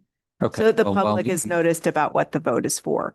Gotcha. And so let the city attorney ponder on this for a bit while we come to a conclusion. But Councilor Barrett, you're absolutely right. We have not put enough money into affordable housing. And it's my belief it starts with this broken policy, where it's an inequitable return for the residents of Santa Fe. When you have a fee as low as it is right now, we are getting taken advantage of, plain and simple. And that's not a fault to the developers. It's a fault to our broken policy. And so this is where we owe it to residents to bring about a process where it brings about more money to develop the housing. Now, we look at the impact that this policy has had on the city for the last 10 years. This policy has brought about, sure, it's brought about some resources to the city, probably over $3 million in fees, but you know what has not been built? Probably close to 500 affordable units. To me, that's shameful in the sense we've got 500 potential families, 500 young folks, 500 elders who have lost out on this unit opportunity. And so, as mentioned, there's much more work to be done around our housing policies, but we cannot wait to change this inequitable policy. We cannot wait. And as demonstrated through, and for the folks that weren't as at finance, when it costs over $300,000 to develop a unit, and we're receiving on average about $10,000, we'll never catch up. Never, ever, ever, ever, ever, ever. But when we raise the fee to a much more equitable process, and sure, a jump like we're proposing now seems like if it's a drastic jump, but when you look at the bigger picture in regards to the cost and the cost it's the city ultimately has to take on to try to fill that gap, even this proposal does not get us there. And so we have a housing expert online right now. I mean, and the thing is, we need to ensure we are building the stock. Meanwhile, we are working towards updating our policies. We can't wait years to make these changes. So this is why this is just a incremental change, because one of the things, and I had seriously considered bringing forward a resolution in parallel with this proposal, which would put forth a question to the voters. Should we eliminate this in general? Because what I'm hearing from the constituents, time and time and time again, is they want this fee to be eliminated from the process. So what I believe this proposal in front of us right now is just a very minor compromise that pulls us out of a very inequitable process we have right now. So I hope we can vote on this tonight so we can continue moving this forward, but I don't think we can, given we're changed the caption. Mayor, members of the governing body, I believe that state law 317.3 notice by publication would require this to be published. Notice by publication of the title and subject matter of any ordinance proposed for adoption by the governing body must take place at least 2 weeks prior to consideration of final action. So we get it, the joy of talking about this again and again and again and again. So I guess let me ask the question, just because the clerk's office has to go notice this, how quick can we get this noticed? What is the timeline now look like? Mayor Garcia, if the noticing is the 14-day requirement, which it is, the notice, if we wanted to take this to the next governing body meeting, that notice would have had to publish today. Right. So we would have to push this to at least the first meeting in September. Okay. So with that being said, you know, I as I noted earlier, the amendment that was passed earlier was unnecessary. It's redundant. Those policies are already in place. And we're just kind of continuing this unfortunate narrative that we can't get things done. Mr. Mayor. Yes, Counselor. I'd like to make a motion to postpone this or move this to the next governing body, to the September 9th governing body for final approval after we notice it appropriately. Okay, so we've got a motion and a second. Any discussion on the motion to postpone? Hearing none, Mr. Assistant City Clerk, can we get a roll call vote, please? Yes, Mayor. Councilor Garcia, Yes. Councilor Barrett, Yes. Councilor Bustamante, No. Councilor Cassett, Yes. Councilor Castro, Yes. Councilor Chavez, Yes. Councilor Faulkner, Yes. Councilor Figali. Yes. The motion to postpone this legislation to September 9th has passed. Okay, thank you, Mr. Assistant City Clerk. So I believe we've accomplished our agenda tonight, so we stand adjourned.